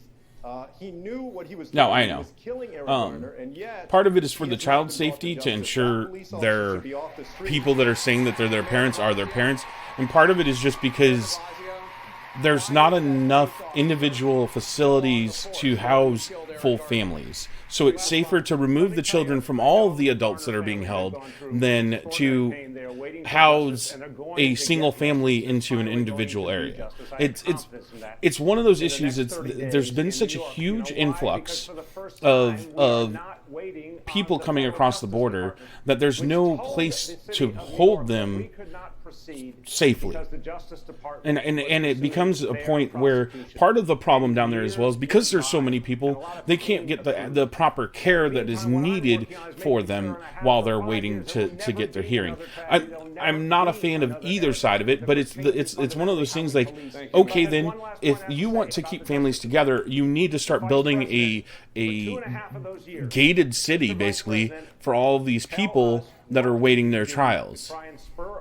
The Justice Department or make them keep tracking devices on them at all times and let them out into the wild. It's just number one. Number two, we in fact. Oh, I agree, Smoky Bugle. We were talking about sharking. Not sharking, but like having trap doors under them, and then the people voting, and then they get dropped into a tank underneath with a shark. Under the system. And so the fact is that there's a lot that's done. But here's the deal. I understand it sounds like a Jewish ghetto, Ali. It's just one of those things like to. And now all of a sudden, I find it fascinating because talking about how terrible I am on these issues. Keeping track of them is the hardest part. He had No, part of it is that keeping track of the immigrants would be the hardest part. If you were just like, okay, off you go out in the wild, have a good day, you'll never see them again. I speak for just about everyone watching when I say I would trust anyone on this stage much more than I would trust our current president on matters of criminal justice. We cannot tear each other down. We have to focus on beating Donald Trump in 2020. I want to share a story that a prison guard, a corrections officer in New Hampshire said to me. He said, we should pay people to stay out of jail because we spend so much when they're behind bars. Right now, we think we're saving money. We just end up spending the money in much more dark, Maybe 6. punitive Maybe ways. 6. We should put money directly into people's hands, certainly when they come out of prison, but before Yang, they go to prison. Thank you, Mr. Yang. I want to bring in Senator Gillibrand. You heard earlier Mayor de Yeah. Blasio respond Yang's to problem Secretary is that Castro he's on the so question of why the police officer narrow-minded killed on Eric one Garner thing. is still on the NYPD. Was that response adequate? Please respond. No, he should be fired. He should be fired now. Yeah, call out de Blasio. Nobody likes him. I sat down with Eric Garner's mother, and I can tell you, when you've lost your son, when he begged for breath, when you know because you have a video, when you know he said, "I can't breathe," so many times over and over again, when you know he used an illegal chokehold, that person should be fired. And if I was the mayor, I'd fire him. But as president, I would make sure that we had a full investigation, that the report would be made public, and if I wasn't satisfied, we would have a consent decree. I want to bring in Senator Harris now. Senator Harris. De Blasio is going to get you laughed have off the also stage been quite tonight. critical of Vice President Biden's policies on race, specifically on the issue of busing in the 1970s, having benefited from busing when you were a young child. Vice President Biden says that your current position on busing, you're opposed to federally mandated busing, that position is the same as his position. Is he right? That is simply false. And let's be very clear about this. When Vice President Biden was in the United States Senate working with segregationists to oppose busing, which was the vehicle by which we would integrate America's public schools, had I been in the United States Senate at that time, I would have been completely on the other side of the aisle. And let's be clear about this. Had those segregationists their way, I would not be a member of the United States Senate. Cory Booker would not be a member of the United States Senate, and Barack So Obama Kamala, would why not are be you in a against position to why are you nominate against him school for the choice then? title he now holds. And so on that issue, we could not be more apart. If you are for Vice President has busing, still failed to why are you acknowledge against public that or it was wrong school to take the choice? position that he took at that time. Now, I would like to also talk about this conversation about Eric Garner, because I too met with his mother. And one of the things that we've got to be clear about is that this President of the United States, Donald Trump, while he has been in office, has quietly been allowing the United States Department of Justice to shut down consent decrees, to stop pattern and practice investigations. On that case, we also know that the Civil Rights Division, this is important, the Civil Rights Division of the United States Department of Justice said charges should have been filed, but this United States Department of Justice usurped, and I believe it is because that president did not want those charges to go forward, and they overrode a decision by the Civil Rights Division of the United States Department of Justice. Under my administration, the Civil Rights Division will reign, and there will be independent investigation. Vice President Biden, I want to give you a chance to respond to what Senator Harris just said. When Senator Harris was Attorney General for 8 years in the state of California, there were two of the most segregated school districts in the country, in Los Angeles and in San Francisco.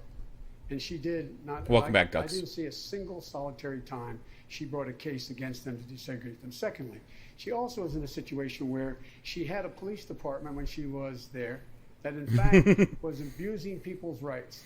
And the fact was that she in fact was told by her own people, that her own staff, that she should do something about and disclose to defense attorneys like me that you in fact have been, the police officer did something that did not give you information that would exculpate your client.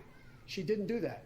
She never did it. And so what happened? Along came a federal judge and said enough, and he freed 1,000 of these people. If you doubt me, Google 1,000 prisoners freed, Kamala Harris. Thank you, Vice President Biden. Senator Harris. Dude, somebody gave Biden talking points on everybody up there. And somebody said, all right, this is what we have for Kamala.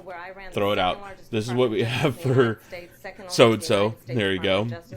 Booker, here you go. Work that has received national recognition for what has been the important work of reforming a criminal justice system and cleaning up the consequences of the bills that you passed when you were in the United States Senate for decades.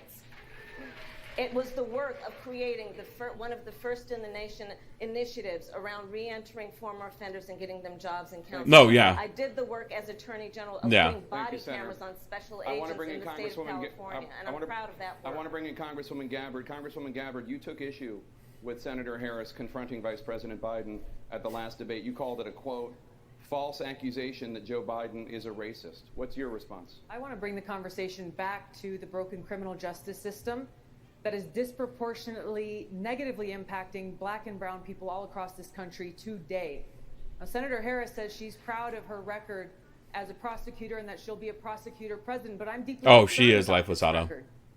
There are too many examples to cite, but Because she doesn't want to roll into that, because the throwing Tulsi avoids calling anybody racist. she blocked evidence. She blocked evidence that would have freed an innocent man from death row. Because that's what CNN wants. That's what all the mainstream media want. They want to throw everybody. They want to call anybody that's not agreeing with them racist, and it throws. She won't do it. I like her for it. Impacts poor people in the worst kind of way. Thank you, Congresswoman. Senator Harris, your response? As the elected Attorney General of California, I did the work of significantly reforming the criminal justice system of a state of 40 million people, which became a national She hasn't model answered. for the work that needs to be done. And I am proud of that work. She, I am proud she hasn't of responded making to a what decision to both not just give Biden fancy and speeches Tulsi. or be in a legislative body and give speeches on the floor, but actually doing the work of being in the position to use the power that I had to reform a system that is badly in need of reform. That is why. Then why does California still imprison more people than two other states that have comparable that I am an advocate for what we populations? Need to not only decriminalize but legalize marijuana in the United States. I want to bring Congresswoman Gabbard back in. Your response. The bottom line is, Senator Harris, when you are in a position to make a difference and an impact in these people's lives, you did not. And worse yet, in the case of those who were on death row, innocent people, you actually blocked evidence from being revealed that would have freed them until you were forced to do so. There is no excuse for that.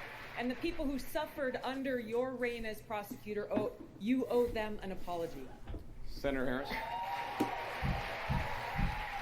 My entire career, I have been personally opposed to the death penalty, and that has never changed. And I dare anybody who is in a position to make that decision, to face the people I have faced, to say, I will not seek the death penalty. That is my background. That is my work. But that's not what she's talking about. Kamala, you're not answering. There were people on death row already that could have been freed by stuff that you had and your office had, and you refused to put it out there. That's what Tulsi's saying. Why are you avoiding it? Because you know you were wrong. History shows that, and I am proud of those decisions. She doesn't want to, yeah, exactly, Buttsickle. She does not want to admit that she effed up and she didn't do her damn job. I'm glad Tulsi called her out on it. I'm glad. Yeah, first of all, the president's racist rhetoric should be enough grounds for everybody in this country to vote him out of office. That one thing alone should be enough. What up, Jingles? Let's see. Biden is going ham and coming at everybody. He doesn't care. Somebody in his staff collected a bunch of stuff for him. No, they really do. Buttsickle. When our schools are as segregated Kamala Harris has been one of the big targets, along with Biden, because that's... For people who are on the lower scale of the polling, of course, you know, they're going to go after the two on top, which is Kamala Harris and Joe Biden. Tulsi Gabbard just freaking blew up Kamala Harris's spot.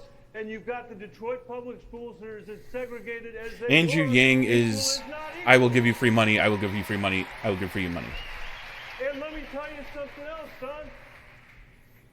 I believe you can draw a straight line from slavery through Jim Crow, through the banking and the redlining to the mass incarceration that we were talking about on this stage a few minutes ago. But you know what other line I can draw? 88% of the people in our prisons dropped out of high school. Let's fix our school system and maybe we can fix the prison pipeline that we have. Thank you, Senator Bennett. Governor Inslee, what's your response? Governor Inslee, please yeah, fix the schools, you know, please. I approach this question and another thing I made a comment about earlier, Kamala Harris brings up how she was bussed and how it gave her a better way at life, but she's been against school choice. I've never been an LGBT LGBTQ member subject to a slur. And so I have believed I have an added responsibility, a double responsibility to deal with racial disparity. We've talked on the way we do it, including ending the school to prison pipeline in my state. But I want to say this, and this is a common error, that every single senator on this stage, as much as I respect them all, they all have an enormous error, which is going to prevent our school party choices from making basically any gives you the choice to either go to your local public school or you get a voucher to go to a private school in the area. Democrats elected the Senate, right? We are So going to do that. basically, instead of your tax money going to the public school, which does hurt the public school, I'm not going to lie. The less amount of money that they're getting, the worse off they are. But at the same time, it is one way for the students who are willing to put in the effort, who are willing to, who are going to excel at school, to get out of the school system that is in their neighborhood that is not going to be beneficial for them. Yeah, and it can include going to another school. I spent 7 years running a nonprofit that it's hard to do because a lot of the problems we see in schools, and especially when they talk about the school to prison pipeline, is not just the schools. It's also it's a problem of being in that neighborhood. American median net worth will be 0 by 2053. So you have to ask yourself, how is that possible? It's possible because we're in the midst of economic transformation. They could. But the government would compensate for it. I mean, the biggest problem we've been having with a lot of the school choice, the voucher system, is that the private schools will trim the fat. Basically, anybody that's not, and a lot of schools have been doing it too. They will transfer students who are not excelling, who are not doing well, who aren't going to school, who are missing a bunch of classes and stuff like that. In the United States of America. That is the most effective way for us to address racial inequality in a genuine way and give every American a chance in the 21st century economy. Mr. Yang, thank you very much. Secretary Castro. No, yeah, I agree, Lifeless Auto. A lot of our problem now is the fact that people are being brought into this country illegally for the fact of being used in cheap labor. That need help. First of all, the president is a racist. Yeah. And that was just one more example of it. We know that whether it's Baltimore or cities like Detroit, they're tremendously rich in history and culture and also in possibility. Here's what I would do if I'm president.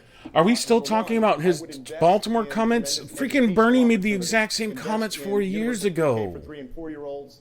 Invest in improving. Everybody makes the same comments about Baltimore. It has nothing to do with race. It's more about the condition of the city. Universities, community colleges, and job training and certification programs. I would follow up on the work that I did at HUD. We passed the most sweeping. No, I understand that, Smokey Bugle. That's one of the issues I kind of have with school choice. I would also invest in housing. But honestly, a lot of public schools started doing that too. I hate to say it. That you don't have to get out of West Baltimore. They'll transfer their problem students to another school. You want to reach your American dream. I want you to be able to. How's it going, Smooth Mover? In your great neighborhood where you are. Thank you, Secretary Castro. Senator Gillibrand, what's your response?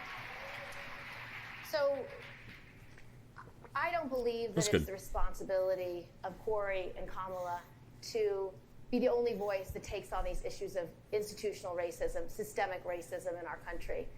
I think as a white woman of privilege who is a U.S. Senator running for President of the United States, it is also my responsibility to lift up those voices that aren't being listened to. And I can talk to those white women in the suburbs that voted for Trump and explain to them what white privilege actually is. That when their son is walking down a street with a bag of M&Ms in his pocket, wearing a hoodie, his whiteness is what protects him from not being shot. When their child has a car that breaks down and he knocks on someone's door for help and the door opens and the help is given, it's his whiteness that protects him from being shot. That is what white privilege in America is today. And so my responsibility is to not only lift up those stories, but explain to communities across America, like I did in Youngstown, Ohio, to a young mother. that this is all of our responsibilities and that together we can make our community stronger. Thank you, Senator Gillibrand. Let's now turn to the issue of the climate crisis. The United Nations says the world Except needs to on cut all carbon a emissions by 2050 or risk more real facing stance disastrous consequences. by Governor interaction Ashford, with police many of your officers, fellow Democratic Hispanics candidates get say shot and climate killed change more is the often biggest than blacks do. existential threat facing the They also country. get shot and You, killed though, more are often calling than it the white number people one do. priority in your campaign. What do you know that the others don't? Well, I know the firsthand terrific impact of climate change on Americans across the country already. The family who I saw with I'm talking about on a interaction by interaction basis. I'm not talking about overall numbers. Because if you look at the overall numbers, more white people are killed by police officers every year. But they are also 60% of the freaking population. Now, look, climate change is not a singular issue. It is all the issues that we Democrats care about. It is health. It is national security. Yeah. It is our economy. So by every interaction, when you for every interaction that a person or that a police officer has with a suspect, and that could be somebody who's completely innocent or somebody who is in the midst of committing a crime, and we have to have a bold on plan. a Mine has been called the gold standard. Now, case-by-case standard, Hispanic males are shot and killed by police officers at a much higher rate than an African American is, because African Americans come in contact with police officers at a much higher rate, but their numbers are comparable across the It doesn't board. matter what your zip code is. It doesn't matter what your color is. You ought to have clean air and clean water in America. That's Vice what I President believe. Biden, I'd like to get your response. More people are stabbed to death. That your plan is There is no middle ground about my plan. The fact of the matter is, I call for the immediate action to be taken. First of all, one of the things that we're responsible for 15% of all the pollution in the country.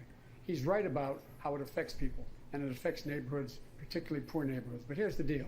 In that area, there's also another piece. 85% of it is something I helped negotiate, and that is the Paris Climate Accord. I would immediately rejoin that Paris Accord.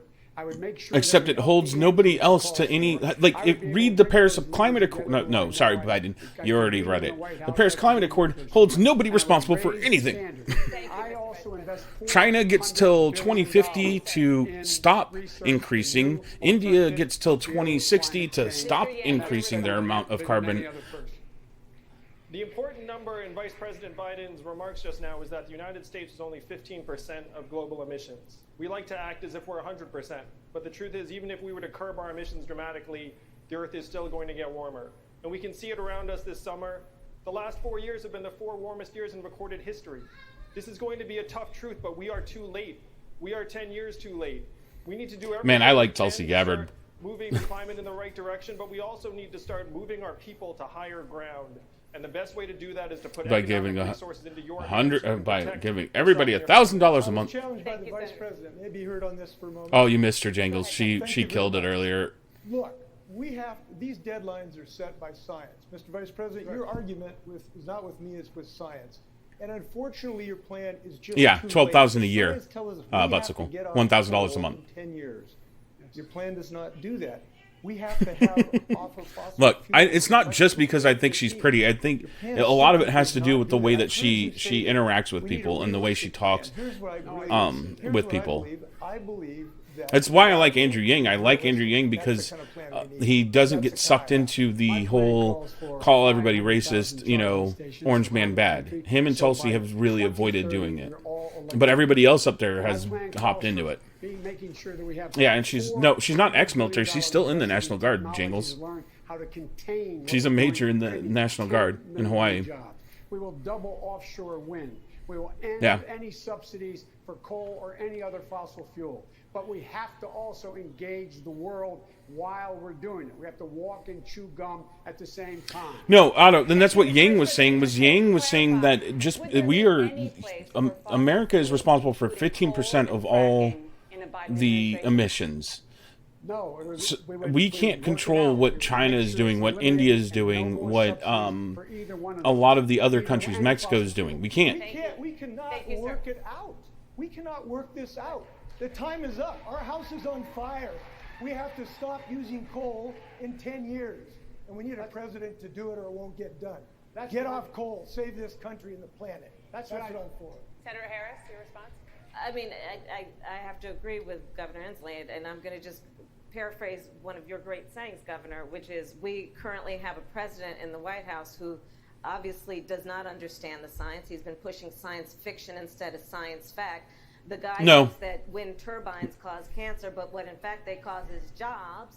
And the reality They don't cause is jobs. I would take any Democrat on this stage over the current president of the United States who is rolling it back to our collective peril. We must have and adopt a Green New Deal. On day one as president, I would When you go all the way down to the creation of solar, it is. Senator, I want to talk about that with Senator Gillibrand. You are a co-sponsor. But I'm all for. No, it is the silicon, the metals that they use are a lot more hazardous to the environment. So the first thing that But that's again why I'm a fan of nuclear. is I'm going to Clorox the Oval Office. The second thing I'm going to do is I will. Well, and that's the problem is everybody's like, oh, what about all the nuclear meltdowns that have happened? There have been 3 in the entire history of nuclear power. There have been 3 meltdowns.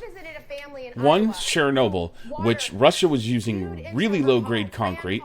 Their cooling process was not done properly. Like, the entirety of Chernobyl was poorly made. 2, 3 Mile Island happened, but it wasn't a total meltdown. The third one was Japan, which happened because of a freak earthquake that caused a tsunami that flooded it. The problem with hydro, though, is that it displaces a lot of ecology. It displaces because you're stopping natural water flow. You change the ecology downriver and upriver because of it. So you could impact the environment and change the environment completely in a short amount of time by creating a bunch of hydro dams. You are not a co-sponsor of the Green New Deal. Please respond. Oh, first of all, this is personal. You can imagine I grew up in Hawaii, which is the most remote island chain in the world. So for us, growing up there, protecting hydro dams, as much as it is a cleaner source of energy, can destroy ecosystems. Congress, long before there was ever a Green New Deal, I introduced the most ambitious climate change legislation ever in Congress called the Off Fossil Fuels Act. That actually laid out an actionable plan to take us from where we are today to transition off of fossil fuels and invest in green renewable energy. And that's another thing too. Training, invest in the kinds of infrastructure that we need to deal with the problems and the challenges that climate is posing to us today. Thank you, Congresswoman. Senator Booker, what's your response? Is the job guarantee in the Green New Deal realistic? I just want to first of all step back and say that I agree wholeheartedly with Governor Inslee. It's one of the reasons why ranks me and him at the top of this entire field. Just harvest Mars. Candidates on climate. Second, but close. Just close. I want to say very clearly, thank you, man. Thank you. I'll try harder. Look, the reason why is because, first of all, this problem didn't start yesterday. Science didn't become a reality yesterday. This has been going on for years. There was another president that would not join an international accord. Then it was the Kyoto Accords. I was mayor then, and I stood up in national leadership, joining with other mayors to say climate change is not a separate issue. It must be the issue and the lens with which we view every issue. Nobody should get applause for rejoining the Paris Climate Accords. That is kindergarten. We have to go to far advance and make sure that everything from trade deals, everything from the billions of dollars we spend to foreign aid, everything must be sublimated to the challenge and the crisis that is existential. Oh, dude, Elon Musk is going to save people. The majority of this problem is outside the United States, but the only way we're going to deal with this is if the United States leads. Thank you, Senator. Mayor de Blasio, your administration has come under fire after hundreds of children living in New York City public housing tested positive for elevated levels of lead. As you know, we're not far from Flint, Michigan, where residents are still dealing with the consequences of having lead in their drinking water. How can you assure the people of Flint what is Ethiopia doing? That you are the right person to handle such a problem? We have a huge problem, and it's Your decades best. old in New York, but True. here's what we've done about it. We've declared the eradication of all lead, literally ending the notion of lead poisoning once and for all as the goal of our administration, and we're doing something about it. Why is it Lead taking this poisoning has long? gone down 90% since De 2005, Blasio, and we're going to literally why is bring it down taking this to long? It is 2019. We've known about the problems with having lead in paint and in pipes for decades. Most cities have fixed it. For decades, they've been disinvesting in the public housing that was supposed to be a federal responsibility. That's part of Well, why good. we I'm have glad this they law. are. I'm glad they're planting trees. But I'll tell you what you do when I you're think actually lead in tastes charge good. of something. I'm in Tastes charge of yummy the as it largest goes and, tries city to in murder this my body. nation. You do not accept the status quo. You fix it. And so we are going into every one of those apartments to make sure those children and those families are safe.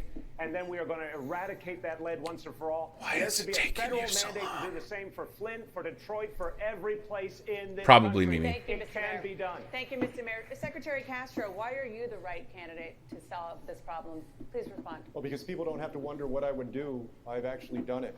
I was Secretary of Housing and Urban Development when Flint had its water crisis. I went to Flint.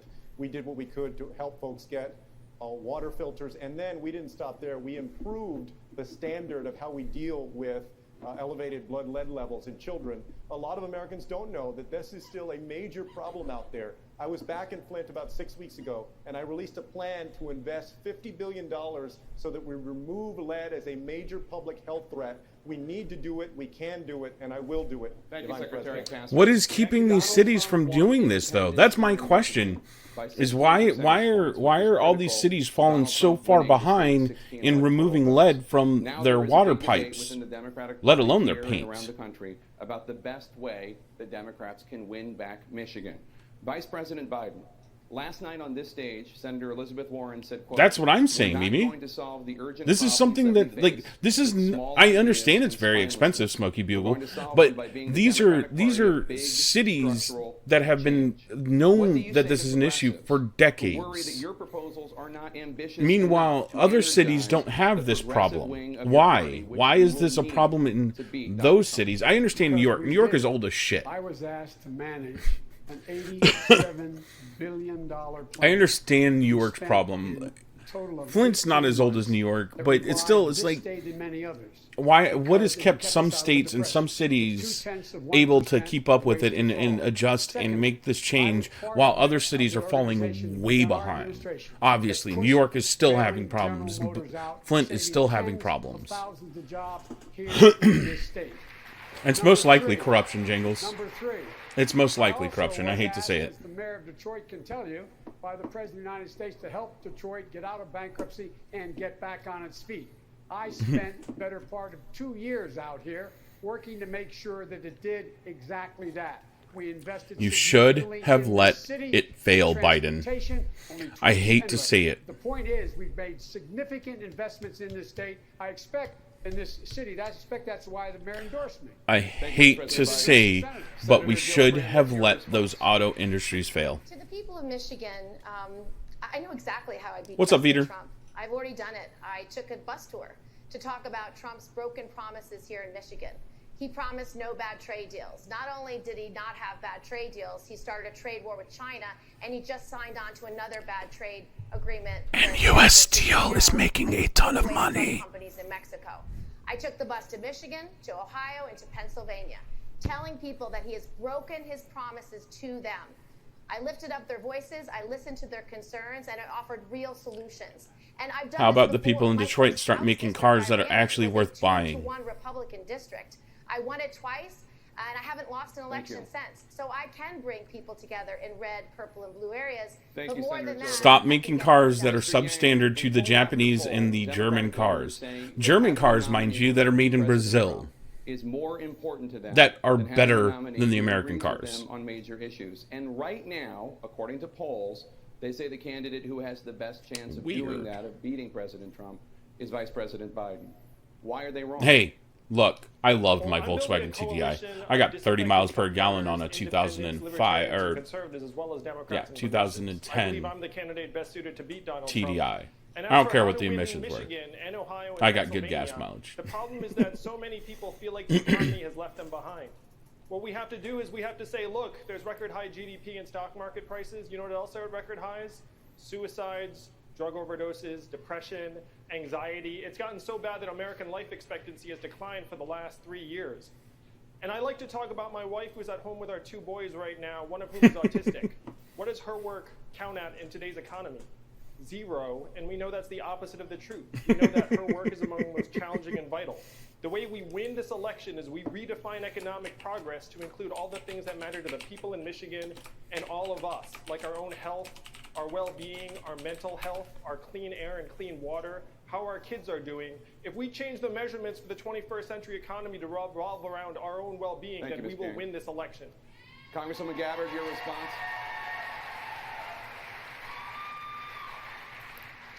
Donald Trump won this election because far too many people in this country felt like they've been left behind by both political parties, by self-serving politicians on both sides who are more interested in partisan politics than they are in actually fighting for the people. I'm speaking the truth to people all across this country about the fact that people in Flint, Michigan are still being left behind, still being poisoned by the water in their system, because every single month we are spending $4 billion on a continuing war in Afghanistan, $4 billion every single month, rather than ending that war, bringing our troops home and using those precious resources into serving the needs of the people here in this country, people and communities like Flint. That's the kind of leadership that I'll bring. Thank you, Congresswoman. Senator Booker, your response? I'm grateful, Jake. I agree with that, This is one Lifeless of those Adam. times where we're not staring at the truth and calling it out. And this is a case for the Democratic Party, the truth will set us free. We lost the state of Michigan because everybody from Republicans to Russians were targeting the suppression of African-American voters. We need to say that. If the African-American vote in this state had been like it was 4 years earlier... You want to know why there was no African-American vote that year compared to in 2014? Valuable voter group in the fact, the highest Not 2014, 2012. Which is black women. And so Your candidate was Hillary Clinton, against voter suppression that can activate not President Obama. And coalitions are going to win states like Michigan and Pennsylvania and Wisconsin. It wasn't ever about voter suppression. It was about Hillary didn't get people to the ballot box. No, I'm just saying that's why. Like they keep bringing up, oh, Trump won because they had dirty tactics. No, it had nothing to do with dirty tactics. It was because they couldn't get people to the ballot box. They couldn't convince people that it was worth their time to get to the ballot box for them. Nothing more than the Trump trade tax that has resulted in American families spending as much as $1.4 billion more a month on everything from shampoo to washing machines. He betrayed the American people. He betrayed American families, and he will lose this election because folks are clear that he has done nothing except try to beat people down instead of lift people up, and that's what we want in the next president of the United States. Except a lot of people feel lifted up because of him, Kamala. Oh. Anyways, I'm going to take a real quick break and get some more coffee. I will be right back. No, that's not the closing, I don't think. I don't think it was. Was it? I think we got at least another like 30 minutes. But I'll be right back. Don't go anywhere.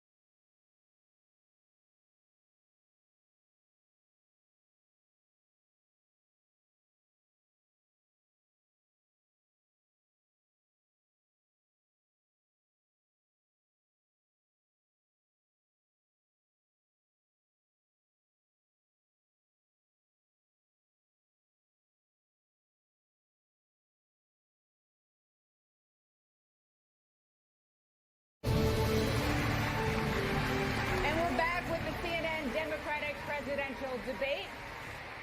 We want to turn now to the economy. Secretary Castro, this was for you. Wage growth is up. Stocks are rising. Unemployment is near historic lows, including for Latinos and African Americans.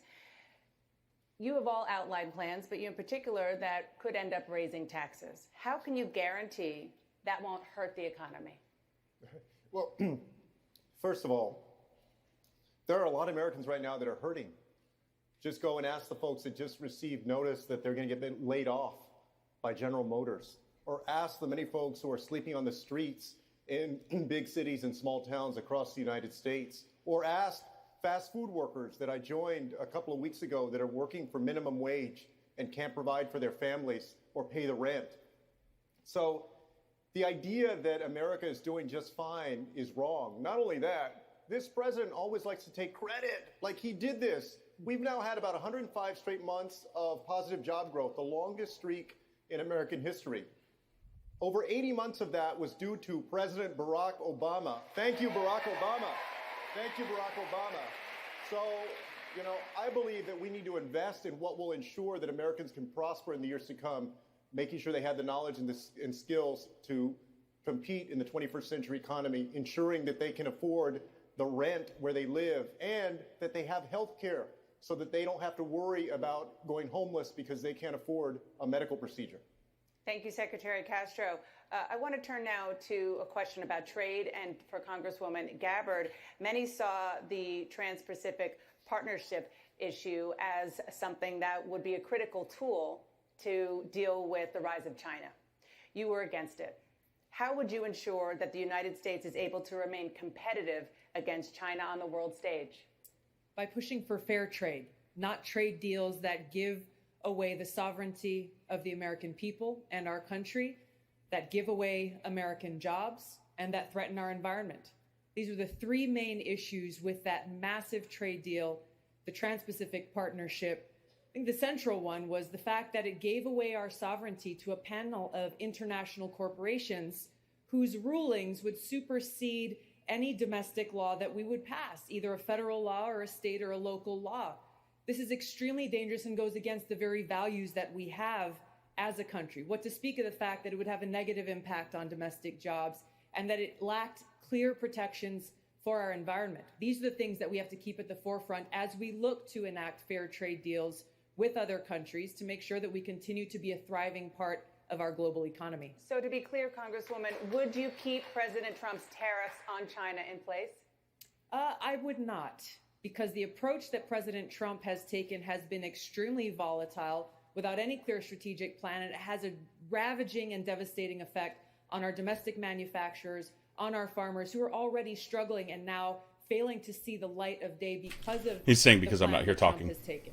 Vice President Biden, would you rejoin the Trans-Pacific Partnership? I missed what she said about the TPP. President Trump withdrew from. Please respond. I've renegotiated. We make up 25% of the world's economy. Thank you guys for the sparks. Either China's going to write the rules of the world. It has been as well, Bugle. Trade, or we are. We have to join with the 40% of the world that we had with us, and this time make sure that there's no one sitting at that table doing the deal unless environmentalists are there and labor is there. And to make sure we equip our workers first. Well, because the TPP benefited the companies and not the people here in the States. Make them more competitive. That's what we have to do. Otherwise, they are going to write the rules of the road. We must have the rest of the world join us to keep them in check from abusing. Thank you. Vice President Biden, just to be clear, would you or would you not rejoin the TPP? Yes or no? No, I agree with that as well. As it was initially put forward. I would insist that we renegotiate pieces of that with the Pacific nations that we had in South America and North America so that we could bring them together to hold China accountable for the rules of us setting the rules of the road as to how trade should be conducted. Otherwise, they're going to do exactly what they're doing, fill the vacuum, and run the table. Thank you, sir. The biggest problem is the United States doesn't own the industrial complex anymore. Of all the candidates, but particularly of Vice President Biden. We don't. We don't own the production part of it anymore. Got a new name for it. It's just as dangerous as the old NAFTA. It's going to take away American jobs like the old NAFTA, like it did to Michigan. And we cannot have Democrats be party to a new NAFTA. So, Vice President, I believe you're the only person on the stage who voted for the original NAFTA, are you ready to say here and now that you will oppose a new NAFTA and that what you will believe in, which a lot of us hope for, is trade treaties that empower organized labor across the boundaries of the world and give working people power again? The biggest issue with all of this, from all of what they've all been talking about, is that we don't produce anything. No, he said, would I insist that labor be engaged? The answer is yes. I consider that a victory. Well, I love your affection for me. You spent a lot of time with me. You know what? We believe in redemption, Joe. We believe in Yes. redemption in this party. Well, I tell you what, I hope you're part of it. Okay, I want to ask a question of Senator Bennett now. Senator, CNN reached out to Michigan Democratic primary voters for their most pressing question. Ferris from Flint, Michigan, has this question. Here in Detroit, our economy has seen firsthand how technology and automation can displace workers and create uncertainty around human job security. How would you balance these disruptions created by technology with the beneficial impact of technology on our economy? Dana, this goes to the last question you asked as well, which is how are we going to remain competitive? It's not just about trade, which we were talking about earlier. It's about whether we're going to invest in this country anymore. Since 2001, we have cut $5 trillion worth of taxes. Almost all of that has gone to the wealthiest people in America.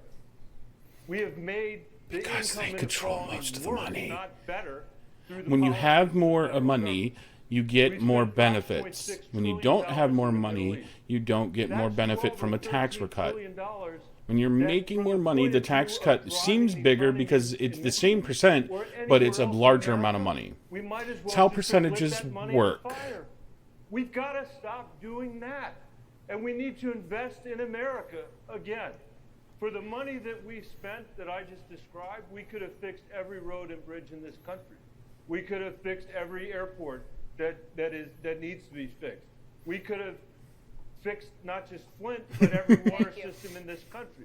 We could have made Social Look, Security solvent for my children. Thank you, Senator. But we did none I don't of it like because taxes. of self-serving politicians I'm not a in fan of Washington, taxes. D.C., who I'm not a voted fan of for taxes deals at that all. were good I'm for not a them. fan of the government running anything other than defense. Mr. Yang, women on average earn 80 cents, about 80 cents for every dollar earned by men. Senator Harris wants to fine companies that don't close their gender pay gaps. That is wrong. It has been disproven by feminist organizations that is I've seen firsthand wrong. inequities in the business world where women are concerned, particularly in startups and entrepreneurship. We have There to do is more no at every pay step. wage gap. If you're a woman entrepreneur, the obstacles start not just at home, but then when you seek a mentor or an investor, often they don't look like you, and they might not think your idea is the right one. In order to give women a leg up, what we have to do is we have to think about women in every situation, including the ones who are in exploitative and abusive jobs and relationships around the country.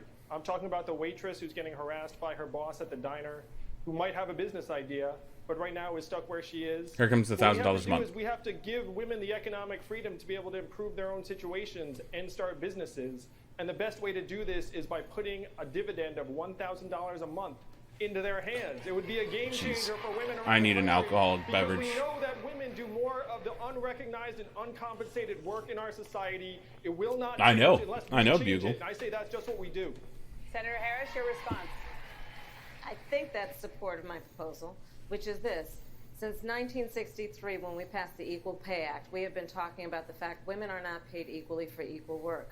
Fast forward to the year Yes, of they our are. vote, 2019, and women are paid 80 Yeah, cents on the $1,000 a dollar, month. black women 61 cents. Native Because they're American not women taking 58 the cents, more Latino the more 53 higher. cents. I'm Fine, done with the here conversation.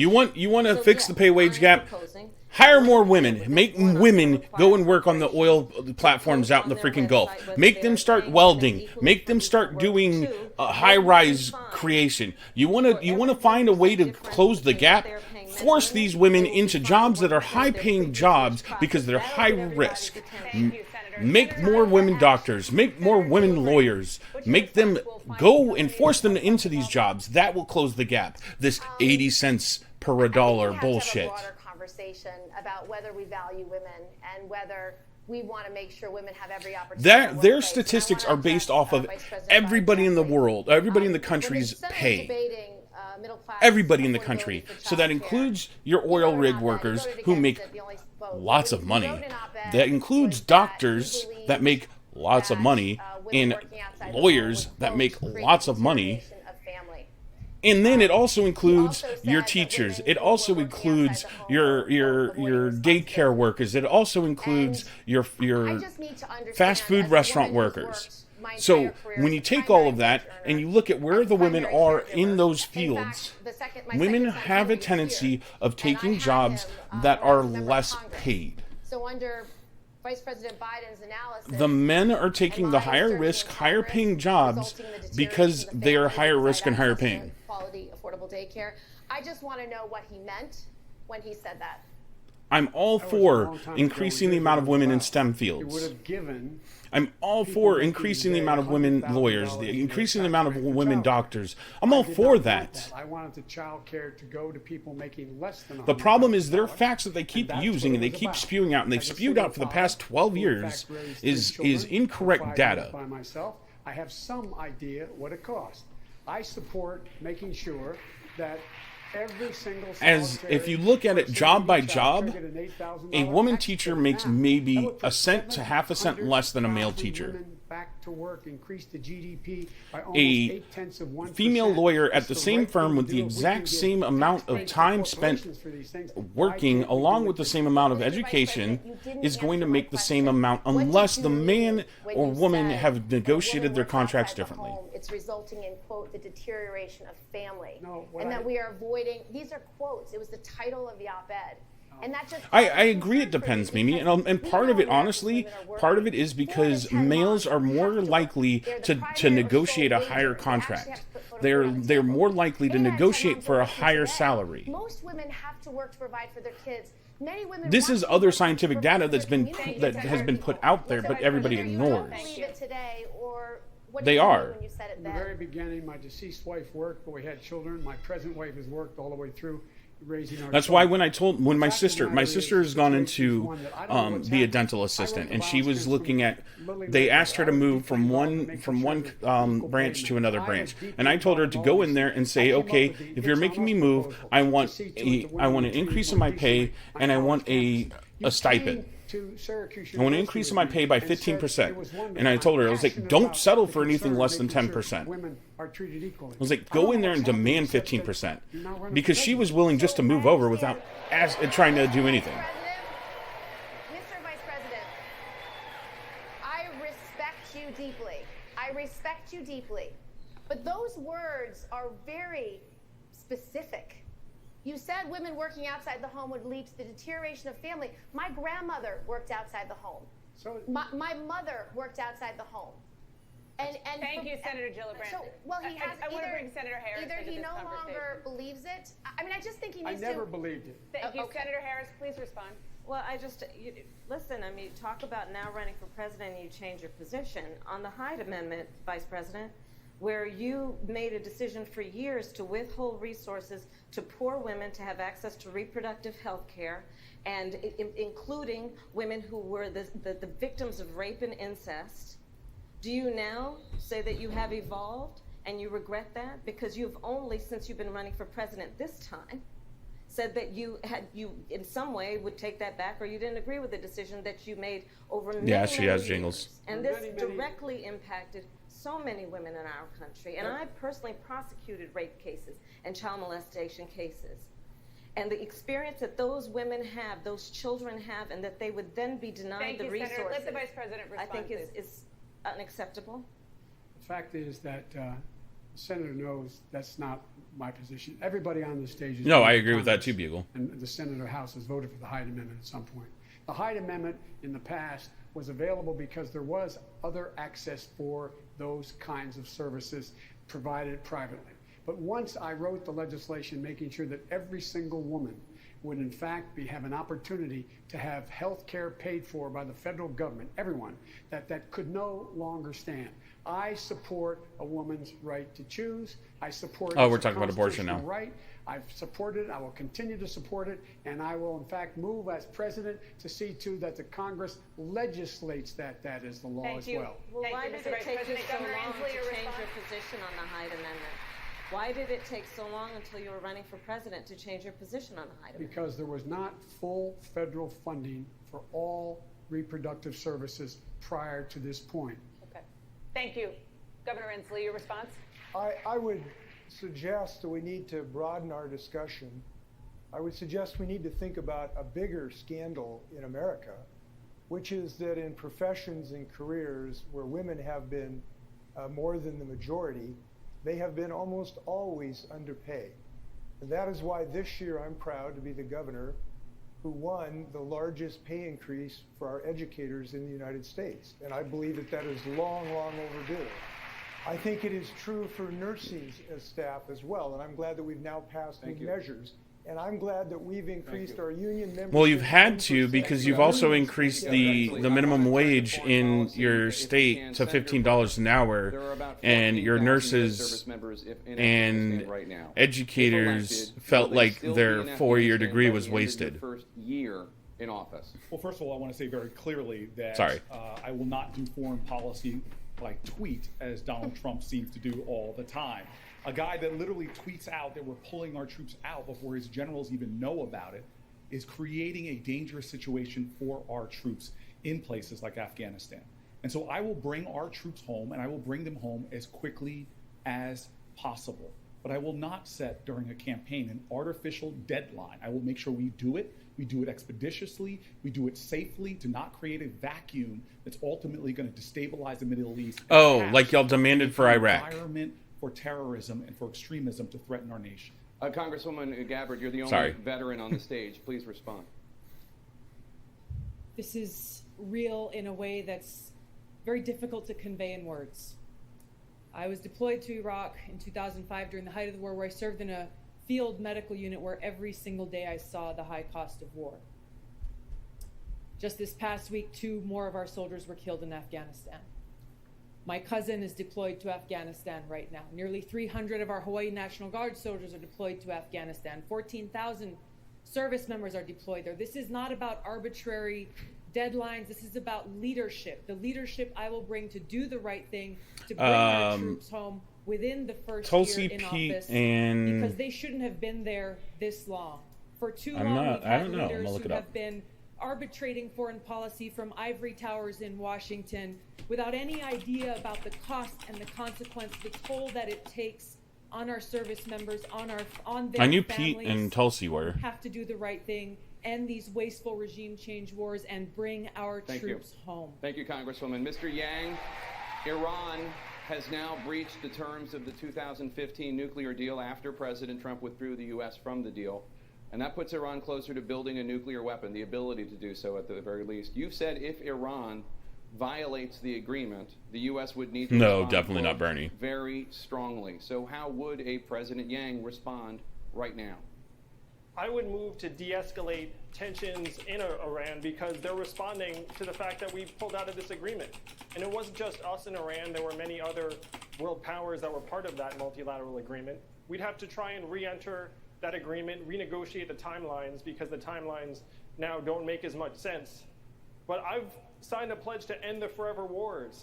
Right now, our strength abroad reflects our strength at home. What's happened, really? He was in the War of 1812. So we elected Donald Trump, and now we have this erratic and unpredictable relationship with even our long-standing partners and allies. What we have to do is we have to start investing those resources to solve the problems right here at home. We've spent trillions of dollars and lost thousands of American lives in conflicts that had unclear benefits. We've been in a constant state of war for 18 years. This is not what the American people want. I would bring the troops home, I would de-escalate tensions with Iran, and I would start investing our resources in our own communities. Oh, well, right now it's only Gabbard and Pete Buttigieg. Well, I think that these are matters of great and often difficult judgment. And there is no sort of primer for President. Richard Ojeda was the other one, but he whether withdrew. A potential president has adequate judgment in these Seth Moulton, really? I was only one of 2 members on this panel today who were called to make a judgment. about the Iraq War. I was a relatively new member of Congress, and I made the right judgment because it was obvious to me that George Bush was fanning the flames of war. Now we face similar situations where we recognize we have a president who'd be willing to beat the drums of war. We need a president who can stand up against the drums of war and make rational decisions. That was the right vote, and I believe. Oh, yeah. Vice President Biden, he was obviously suggesting that you made the wrong decision and had bad judgment when you voted to go to war in Iraq as a U.S. Senator. I did make a bad judgment trusting the president saying he was only doing this to get inspectors in and get the UN to agree to put inspectors in. From the moment shock and awe started, I agree with that as well, Lifeless Autumn. I was opposed to the effort, and I was outspoken as much as anyone. Dude, I like Tulsi is winning me over right now. I was asked by the president. She really is. Like, I won't vote for her for president, but I'm definitely rooting for her. In front of the entire national security team. One of the proudest moments of my life was to stand there in Afwa Palace and tell everyone that we're coming, all our combat troops are coming home. I opposed the surge in Afghanistan. This long overdue, we should have not, in fact, gone into Afghanistan. Thank you. Thank you, Mr. Vice President. Wow. I would like to bring in the person on the stage who served in Iraq, Congresswoman Gabbard. Your response to what Vice President Biden just said. We were all lied to. This is the betrayal. This is the betrayal to the American people, to me, to my fellow service members. We were all lied to, told that Saddam Hussein had weapons of mass destruction, but he did. Working with Al-Qaeda, and that this posed a threat to the American Probably people. not. So I enlisted after 9/11 to protect our country, to go after those who attacked us on that fateful day. Oh, I like her a lot. Yeah. Thousands. No, she doesn't have it. She honestly, like, she would have to see her polls shoot way up continuing to betray us in the next month. We were supposed to be going after Al-Qaeda, but over years now, not only have we not gone after Al-Qaeda, who is stronger today than they were in 9/11, our president is supporting Al-Qaeda. Thank you, Congresswoman. Let's talk about Iran. Thank you, please. We didn't talk about Iran. Please. We're on a march to war in Iran right now, and we blew by it. Mayor, the rules. Please follow the rules. I respect the rules, but Mayor, we have to Mayor, stop thank you this very march much. to war in Iran. We're and the going on, Democratic and we're going Party to talk has about another stand up subject. for it. Mayor, thank you very much. I appreciate that. Let's talk about I agree. former Special Counsel Robert Mueller's appearance. I agree, Buttsickle. I think we'll be stuck with either Biden or Warren. Leaving office, his answer was yes. Senator Harris, you've criticized President Trump for interfering with the Justice Department. And just last month, you said if you were elected president, your Justice Department would, quote, have no choice and should go forward with the obstruction of justice charges against former President Trump. Why is it okay for you to advocate for the Justice Department to prosecute somebody, but President Trump, not him? Well, I would never direct the Department of Justice to do whatever it believes it should do. But listen, look, we all watched his testimony. She's losing a lot of. I bet she's going to be losing a lot of the people right now. I've seen people go to prison for far less. And the reality of it is that we have a person in the White House right now who has been shielded by a memo in the United States Department of Justice that says a sitting president cannot be indicted. I believe the American people are right to say there should be consequence and accountability for everyone. I don't think Tulsi would switch sides. Including the president of the United States. The only way I could see Tulsi leaving the DNC would be to become libertarian. But we all know libertarians won't become presidents because nobody wants to vote outside of DNR. We have a president that is not acting like the leader of the free world. He's acting like an authoritarian against the actual Constitution that he swore an oath to uphold. And so this is a difference with a lot of us on this debate stage. I believe that we in the United States Congress that's a little much start impeachment proceedings immediately. And I'll tell you this. Debbie Stabenow now has joined my call for starting impeachment proceedings because he is now stonewalling Congress, not allowing or subjecting themselves to the checks and balances. Yeah. We swore an oath to uphold the Constitution. That I'll agree with. I'm behind my mods. When we look back in history at what happened when a president of the United States started acting more like an authoritarian leader than the leader of the free world, the question is, what will we have done? And I believe the Congress should do its job. Senator Booker, thank you very much. Secretary Castro, what's your response?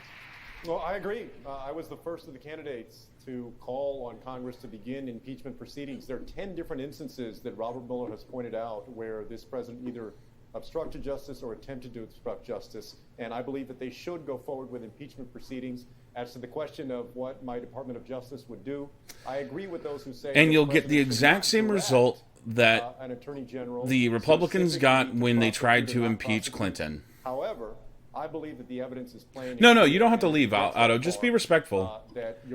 I can agree with you. Tulsi Gabbard is a good-looking woman. Mayor de Blasio. She is a good-looking woman. I think it's obvious at this point in our history that the president... I think everybody in here agrees that she's a good-looking woman.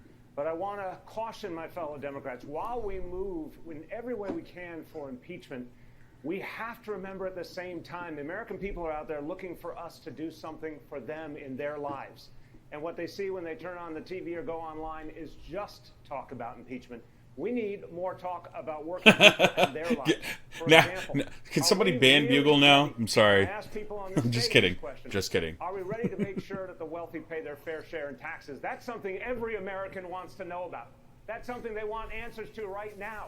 So yeah, move for impeachment, but don't forget to do the people's business and to stand up for working people, because that's how we're actually going to beat Donald Trump. The best impeachment is beating him in the election of 2020. Mayor, thank you very much. Senator Bennett, how do you respond to this conversation? I think, look, as we go forward here, we need to recognize... You got to get that. You got to get into that will first, there, Wattlebeard, to get in Bernie's camp. We've got the August recess. Then we are 4 months away from the Iowa caucus. And I just want to make sure whatever we do doesn't end up with an acquittal by Mitch McConnell in the Senate, which it surely would, and then President Trump would be running saying that he had been acquitted by the United States Congress. I believe we have a moral obligation to beat Donald Trump. He has to be a single-term... Yeah, just make sure they sign the dotted line first. We can't do anything that plays into his hands. We were talking earlier about climate up here. It's so important. Donald Trump should be the last climate denier that's ever in the White House. Senator Bennett, thank you very much. Secretary Castro, please respond. But we need to be smart about how we're running, or we're going to give him a second term. Please, we can't do it. Well, let me first say that I really do believe that we can walk and chew gum at the same time. All of us have a vision for the future of the country that we're articulating to the American people. We're going to continue to do that. We have an election coming up. At the same time, Senator, I think that too many folks in the Senate and in the Congress have been spooked by 1998. Right? Exactly, I Jingles. believe that the times are different. And in fact, I think that folks are making a mistake by not pursuing impeachment. The Mueller report clearly details that he deserves it. And what's going to happen... No, the Mueller report does not clearly detail it. Impeach him, is he's going to say, you see, the Democrats didn't go after me on impeachment. And you know why? Because I didn't do anything. It's a lose-lose situation for you, Castro. That's the problem. Y'all are thinking too much into it. Y'all started pushing this. We're gonna impeach. We're gonna impeach. We're gonna impeach. We're gonna impeach. That now y'all sewn yourself into a bag that there's no right way to leave. You're gonna try to impeach, and he's gonna use that against you, or you're not going to impeach, and he's gonna use that against you. I don't disagree with that. You just said it better than I did. We have to walk and chew gum at the same time. It is incredibly unusual for members of Congress to be able to do that. And I'm glad that Secretary Castro has the ambition. My brother can. He's here That's what I was going to say. It's your brother that's giving you that good feeling about the Congress. That's what we should do. Thank you, Senator. Thank you, gentlemen. The debate continues right after this. The Democratic Party has definitely tied themselves to this impeachment now. They have to. They're either going to have to say we're going to try to impeach him and fail because the Senate is not going to find anything wrong. Yeah. Or they're going to have to decide, look, like Pelosi. Pelosi's been trying to push to not impeach him because she knows it's not beneficial to anything that they have planned for the future. So now it's kind of like, damned if you do, damned if you don't for the DNC. It really is. Either way, Trump is going to be like, oh, the Senate, with Congress, said that and there was nothing wrong. I was vindicated, blah, blah, blah, blah. No, yeah, it would definitely be worse if they try. It would definitely be worse than if they try, because they will fail. Because honestly, the Senate is majority Republican, and they're not going to go and find Trump guilty, even if he is. And everything that they keep saying about Mueller's report, being, there's hard facts in there. No, there's no hard facts in there that he obstructed justice. There really isn't. And if you've read all 400 pages of that stupid report, there really isn't. Yeah. You have to, 2/3 to vote to impeach, which starts the impeachment process, which then he sits in front of the Senate and gets, he goes through the court system of the Senate. And then to find him guilty, I think it's 2/3 of the Senate. Yeah. So there is no way that a Republican-led Senate is going to find him guilty. It's a lose-lose situation with the Democrats, because they put themselves into this corner by everybody yelling impeachment, impeachment, impeachment all 4 years of the presidency. All 4 years. They've been pushing this impeachment thing. So now they've kind of pushed themselves, well, we either impeach and lose, or we don't impeach and we lose. Because I think a lot of them were betting on the fact that they would get more Senate seats.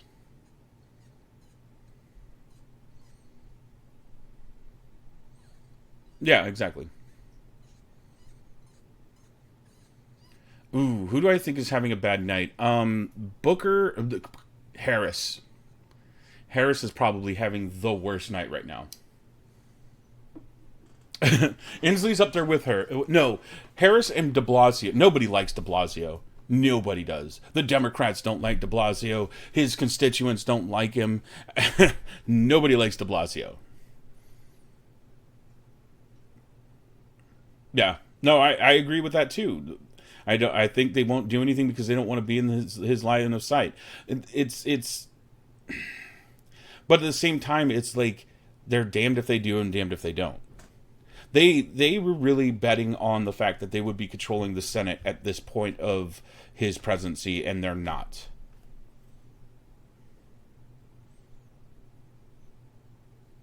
Yeah, and that's another thing. You don't want to be the I mean, look at what's his name? For closing statements, Ashton. Receive 1 minute. Mayor de Blasio, let's begin with you. Thank you. For the last 3 years, we've watched Donald Trump pit working people against each other, black versus white, citizen versus immigrant. I do, Bugle. Why? So that the wealthy and the powerful he represents can hold the American dream hostage from everyone else. We can't let them get away with it. Closing statements. If we're going to beat Donald Trump, this has to be a party that stands for something. This has to be the party of labor unions. This has to be the party of universal health care. This has to be the party that's not afraid to say out loud, we're going to tax the hell out of the wealthy. And hey, de Blasio, how's that helped New York? Donald Trump, right on cue, will call us. Yeah, Mash, that's who I was thinking of, Jingles. Thank you. Here's what I'll say to him. Donald, you're the real socialist. No, it really is, GoldenEye. It's socialism for the rich. We, here in this country, we don't have to take it anymore. We can fight back. That's definitely the opposite of what socialism is. We can stand up to the wealthy, then go to that's an oligarchy. taxthehell.com and join us so we can build a country that puts working people first. Senator Bennett. Socialism for the rich. He means oligarchy. What I want to say to all of you tonight is we have been here. Yeah, he did, Ali. We have faced. He said that Trump is socialism for the rich. Forget some of us tonight how hard the people fought, how hard they worked, how hard they organized, the votes they had to take, the people they had to get to the polls to make this country more democratic, more fair, and more free. And now we have a person in the White House who has no appreciation of that history, who doesn't believe in the rule of law, who doesn't believe in the independence of the judiciary, who doesn't believe. I agree, Bugle. He does seem bored by his own words. I think that we have an incredible opportunity in front of us, all of us, to come together just as our parents and grandparents did before them and face challenges even harder than the ones that we face. But the only way we're going to be able to do it is to put the divisive politics of Donald Trump behind us and the divisive politics of the last 10 years behind us. We need to come together, united against a broken Washington, make Donald Trump a one-term president, and begin to govern this country again. I just want him to say "MK" once, just once. Who cannot do it for themselves. We have to do it for them. Please join me at michaelbennet.com. Thanks for being here tonight. Governor Inslee. For decades, we have kicked the can down the road. It's not that easy, Big Green. Now under Donald Trump, It isn't. We face a looming catastrophe, but it is not too late. We have one last chance, and when you have one chance in life, you take it. Think about this. Literally, the survival of humanity on this planet and civilization as we know it is in the hands of the next president. And we have to have a leader I would who will do what is no, necessary to save us. And that because includes civilization making this the top has priority gone through a of lot, the next presidency. and humanity I has alone gone on through a this lot. panel am making the We're not talking about an asteroid about to wipe out all life on organizing Earth. principle of my administration, not the first day, but every day. And if you share my view of the urgency of this matter, I hope Now, you'll join if you me. could say civilization We look as we against know powerful it special would fossil change, fuel yes, I industry, can and agree with It that. is time to stand up on our legs Oh, and confront that would be an fossil ugly fuel ticket. special interests. GoldenEye. Because that is our salvation, what it depends upon. They- So I hope you will consider. Yeah. James Well, not only that, but this effort, you're talking and I'll close with Warren, and I am I hate to say it because the two females are the ones I'm picking on right here. But Warren and Kamala are probably going to be the worst people to put up against Trump. I know we can. He's already put out there. He will focus on Warren's use of her will defeat Donald Trump. Native American heritage, her Native American heritage, and I use quotation marks because it's minimal at best, Senator Gillibrand. to elevate herself Donald Trump in has her really fields. torn apart It's going to be the moral easy for him to fabric tear of down. this country, Kamala dividing us has on been every torn apart by racial line, half the every people up here religious tonight. line, every socioeconomic line he can find. I'm running for president. Oh, of course not. because I want to Yeah, help I people. agree. And I actually have the experience. And the No, and I ability agree to with that do too, Jingles. I brought Congress together and actually made a difference in people's lives. I also know how to beat Donald Trump. He has broken his promises to the American people.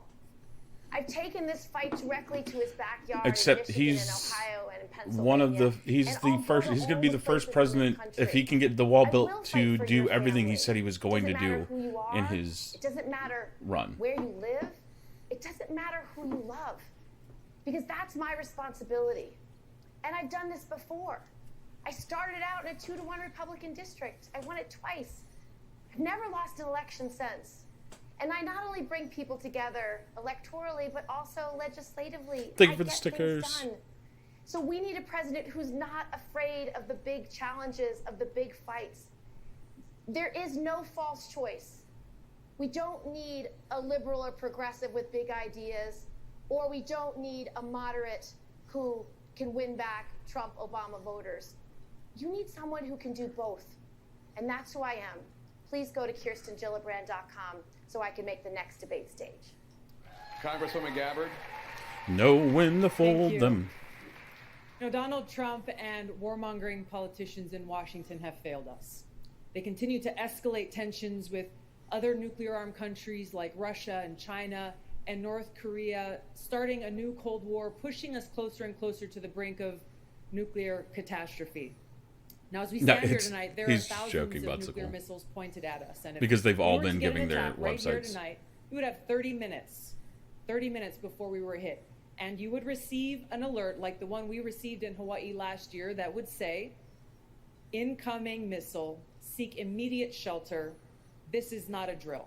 Kiss your butt goodbye. Seek immediate shelter. It's all you This can is do. not a drill. And you would You see, get 30 as minutes, we did, kiss as your ass my goodbye. loved ones in Hawaii did, there is no shelter.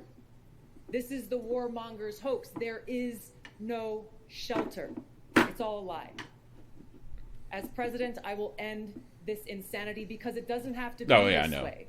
I will end these wasteful regime change wars, work to end this new Cold War through the use of diplomacy to de-escalate these tensions and take the trillions of dollars that we've been wasting on these wars and on these weapons and redirect those resources into serving the needs of our people right here at home. Things like health care for all, making sure everyone in this country has clean water to drink and clean air to breathe, investing in education, investing in our infrastructure. The needs are great as your I agree with that too, your GoldenEye. interests above all else. Secretary Castro. Well, first of all, let me say thank you to you, Jake, Dana, and to Don, and to everybody here, and to those watching. You know, this election is all about what kind of nation we're going to become. You and I, we stand on the shoulders. No, it's been better than last night's, made beds and made sacrifices. People that fought in wars and fought discrimination. Folks that picked crops and stood in picket lines. And they helped build the wonderful nation that we live in today. Donald Trump has not been bashful. I mean, except for when And I'm not going to be bashful in my common sense. Mr. Mackey gets up there. I believe that we need leadership that understands that we need to move forward as one nation with one destiny. Our destiny in the years to come is to be the smartest, the healthiest, the fairest, and the most prosperous nation on earth. If you want to help me build that America for the future, I hope you'll go to JulianCastro.com, and on January 20th, 2021, we'll say together, adios to Donald Trump. I know, I'm... You know what the talking heads Got it, right? talking about after Fine, I told you it was going to be Castro. Not the fact that I'm somehow number 4 on the stage in national polling. It was the fact that I wasn't wearing a tie. Instead of talking about automation in our future, including the fact that we automated away 4 million manufacturing jobs, hundreds of thousands right here in Michigan, we're up here with makeup on our faces and our rehearsed attack lines, playing roles in this reality TV show. It's one reason why we elected a reality TV star as our president. We need to be laser focused on solving the real challenges of today, like the fact that the most common jobs in America may not exist in a decade, or that most Americans cannot pay their bills. My flagship proposal, the Freedom Dividend, would put $1,000 a month into the hands of every American adult to be a game changer for millions of American families. If you care more about your family and your kids than my neckwear, enter your zip code at... You're just saying that because he's married, Buttsicle. $1,000 a month would mean to your community. I have done the math. It's not left. It's not right. It's forward. And that is how we're going to beat Donald Trump in 2020. Senator Booker. Thank you. First, I just want to give a lot of thanks to the city of Detroit. They're hosting us today, and he looks like one of the reasons I respect this city is because it has the kind of that comedian that from Key and Peele, including the city of Newark. And Detroit is turning around. That's who he reminds Newark me of. is turning around because we let no you done effed up, Ron. Demean or degrade us or underestimate our worth. We pulled together and fought for common purpose and common cause. That's the history of this city. My mom is sitting there, who Bugle. was born in the city of Detroit. Born to a guy that was a Y'all, UAW worker. it's okay when you say somebody looks like Gary Busey, but I say that he looks like a funny comedian, and oh my goodness, all hell breaks loose. And a laundromat right here in this city. That is the American dream, and so many of us have stories like that. But the dream of this country is under threat right now. Well, my mom's generation, 95% of baby boomers did better than their parents. It's now just a coin toss for millennials. We have a real crises in our country, and the crisis is Donald Trump, but not only Donald Trump. I have a frustration that sometimes people are saying the only thing they want is to beat Donald Trump. Well, that is the floor and not the ceiling. The way we beat Donald Trump is not just focusing on him. He wants to take all the oxygen out of the room. It's when we start focusing on each other and understanding that our common bonds and our common purpose to address our common pain is what has saved us before. It's what's going to save us now. That is the kind of leader that I am going to be as President of the United States, not just uniting the Democratic I Party, screwed that one up. but making sure that we put more indivisible back into this one nation under God. And if you believe like I do, please go to CoryBooker.com and join the mission. Senator Harris.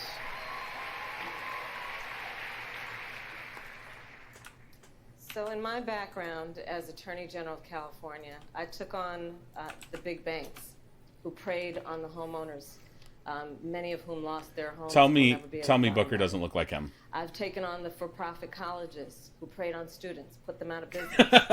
Google, please. Transnational criminal organizations that have preyed on women and children. And I will tell you, we have a predator living in the White House. And I'm going to tell you something. Donald Trump has predatory nature and predatory instincts. Oh yeah, And Jingles. the thing about predators is this. By their very nature, they prey on people they perceive to be weak.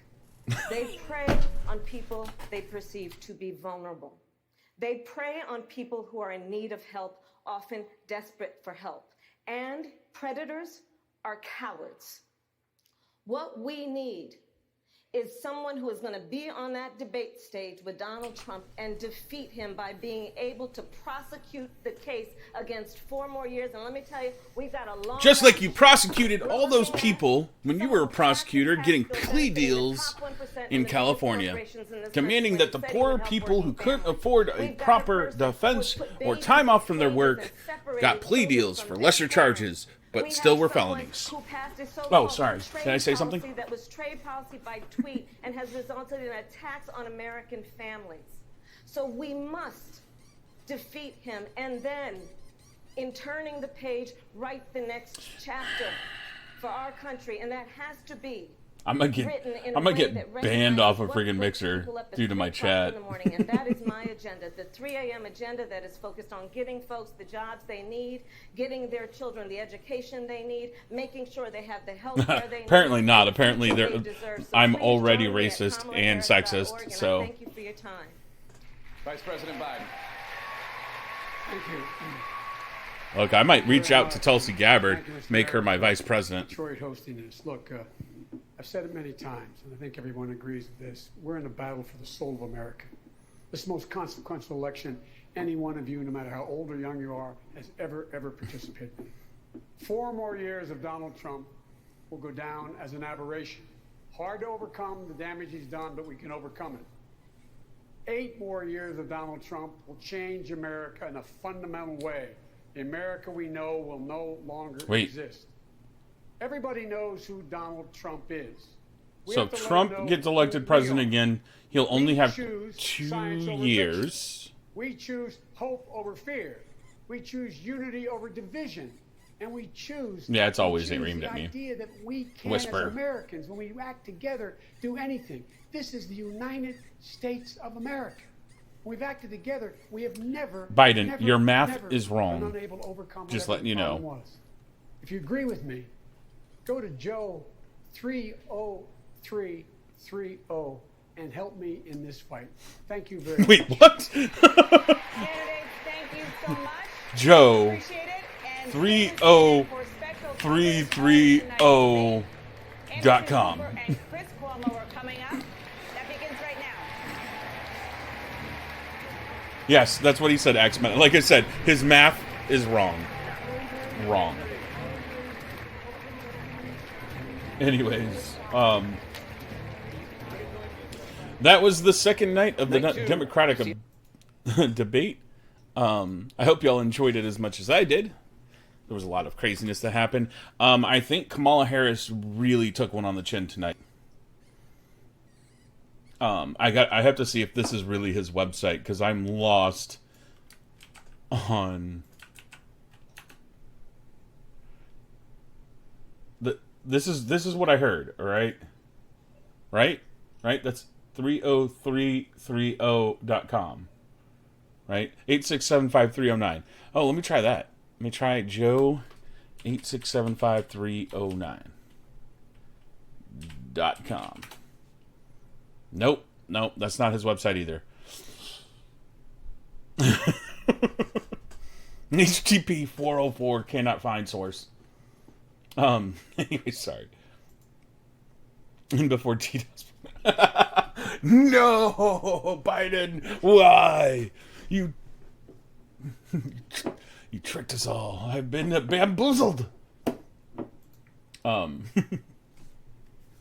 Anyways, so I think Kamala Harris really took one on the chin tonight from both Tulsi Gabbard and Mr. Joe Biden.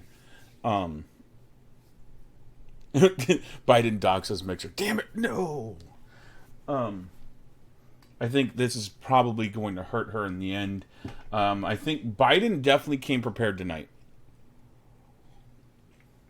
I mean, except for his website, obviously, because nobody understands what the hell that website was. I think he was trying to spell boobs. Oh, that's what it was. It was Biden 80085. Let's try that.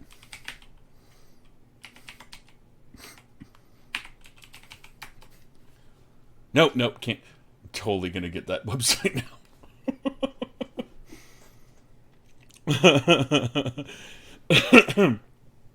He practiced on a calculator.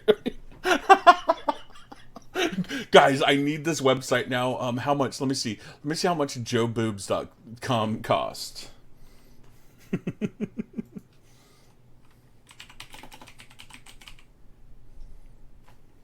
see. We're going to go to Google and buy it. Yep. Google domains. Joe80085.com. I'm going to show y'all.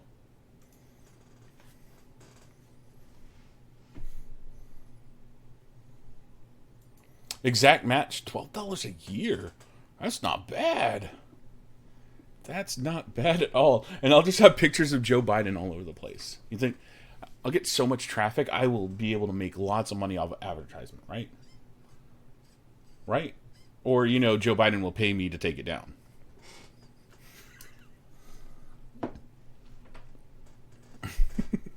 I'd be okay with either of those. Because, capitalism. Either way. Well, as I was saying, I think Tulsi had a really good outing tonight. I think Andrew Yang is still so locked in on his UBI, it's going to end up costing him, because he does, everything he says is attached to that one platform. Everything he says is attached to that one platform. Biden came prepared for once, except for his website, of course. Yeah, no, of course not. I would never call Joe. I would just post all over Twitter so it can be passed along. I would send it to Trump. Send it to the president. He'll make sure Joe sees it. Anyways, I think de Blasio's done. De Blasio's not coming to the next debate. For the first year of... Well, Mimi just paid for joeboobs.com. We're doing it, kids. We're doing it.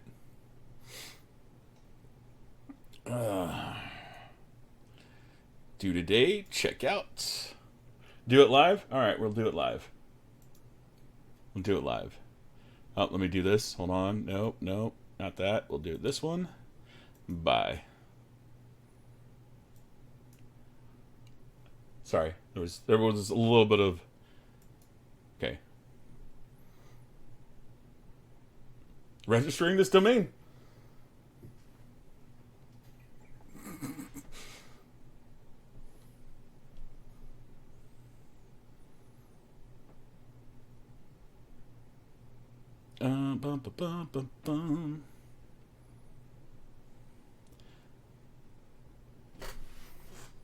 We win.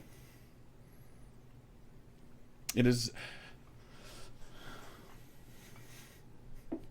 Yep. Now I have a website. I have a domain. All I have to do is attach it to my current website, which I can do. I'll have to contact my my web host to figure out how to do all that. But we now own joeboobs.com. That is the official. The official owner is the Pirate Cove. You guys all own it. I'm just gonna let y'all know. Y'all own it. It's not just me. But we now own joeboobs.com. I love all of you guys. Thank you guys for hanging out with me tonight. This will be on YouTube later this evening, after I go to sleep, because I'll upload it while I'm sleeping, because YouTube takes forever. I'll be back on tomorrow night at 8 p.m. Central Time for Teamwork Thursday. Thank you guys for hanging out. Thanks for all the discussion. Thank you for all the laughs and the other stuff that we've had today. You found his website?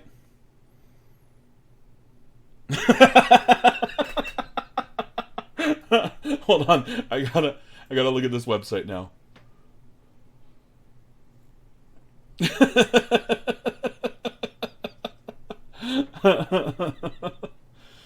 Oh, he sells car covers and car parts for Pontiac GTO. Huh, interesting. Here, I'll bring it up for you guys.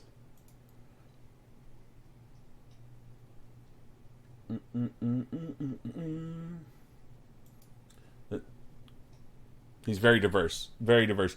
Mr. Biden, you are definitely... He's been an eBay member since 2003. You know, hey, he's got 8 positive reviews. Anyways, but thanks, guys, for hanging out. We will be back tomorrow night, 8 p.m. for Teamwork Thursday. Since last night we had the first presidential debate. Thank you for all hanging out with me tonight. Thanks for all the conversation.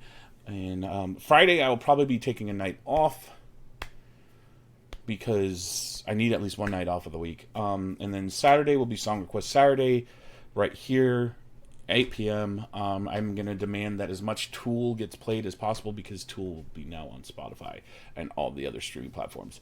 No, I'm just joking. Y'all don't have to do that. And then Sunday there will be no D&D, because I will be up in Austin for my future brother-in-law's bachelor party, where I will be shooting guns and eating food.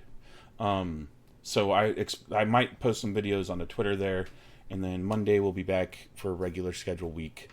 And I thank all of you for hanging out with me. I thank all of y'all guys for your support. And I love all of your faces. I hope y'all have a wonderful, wonderful evening. And I will see you guys tomorrow. Laters.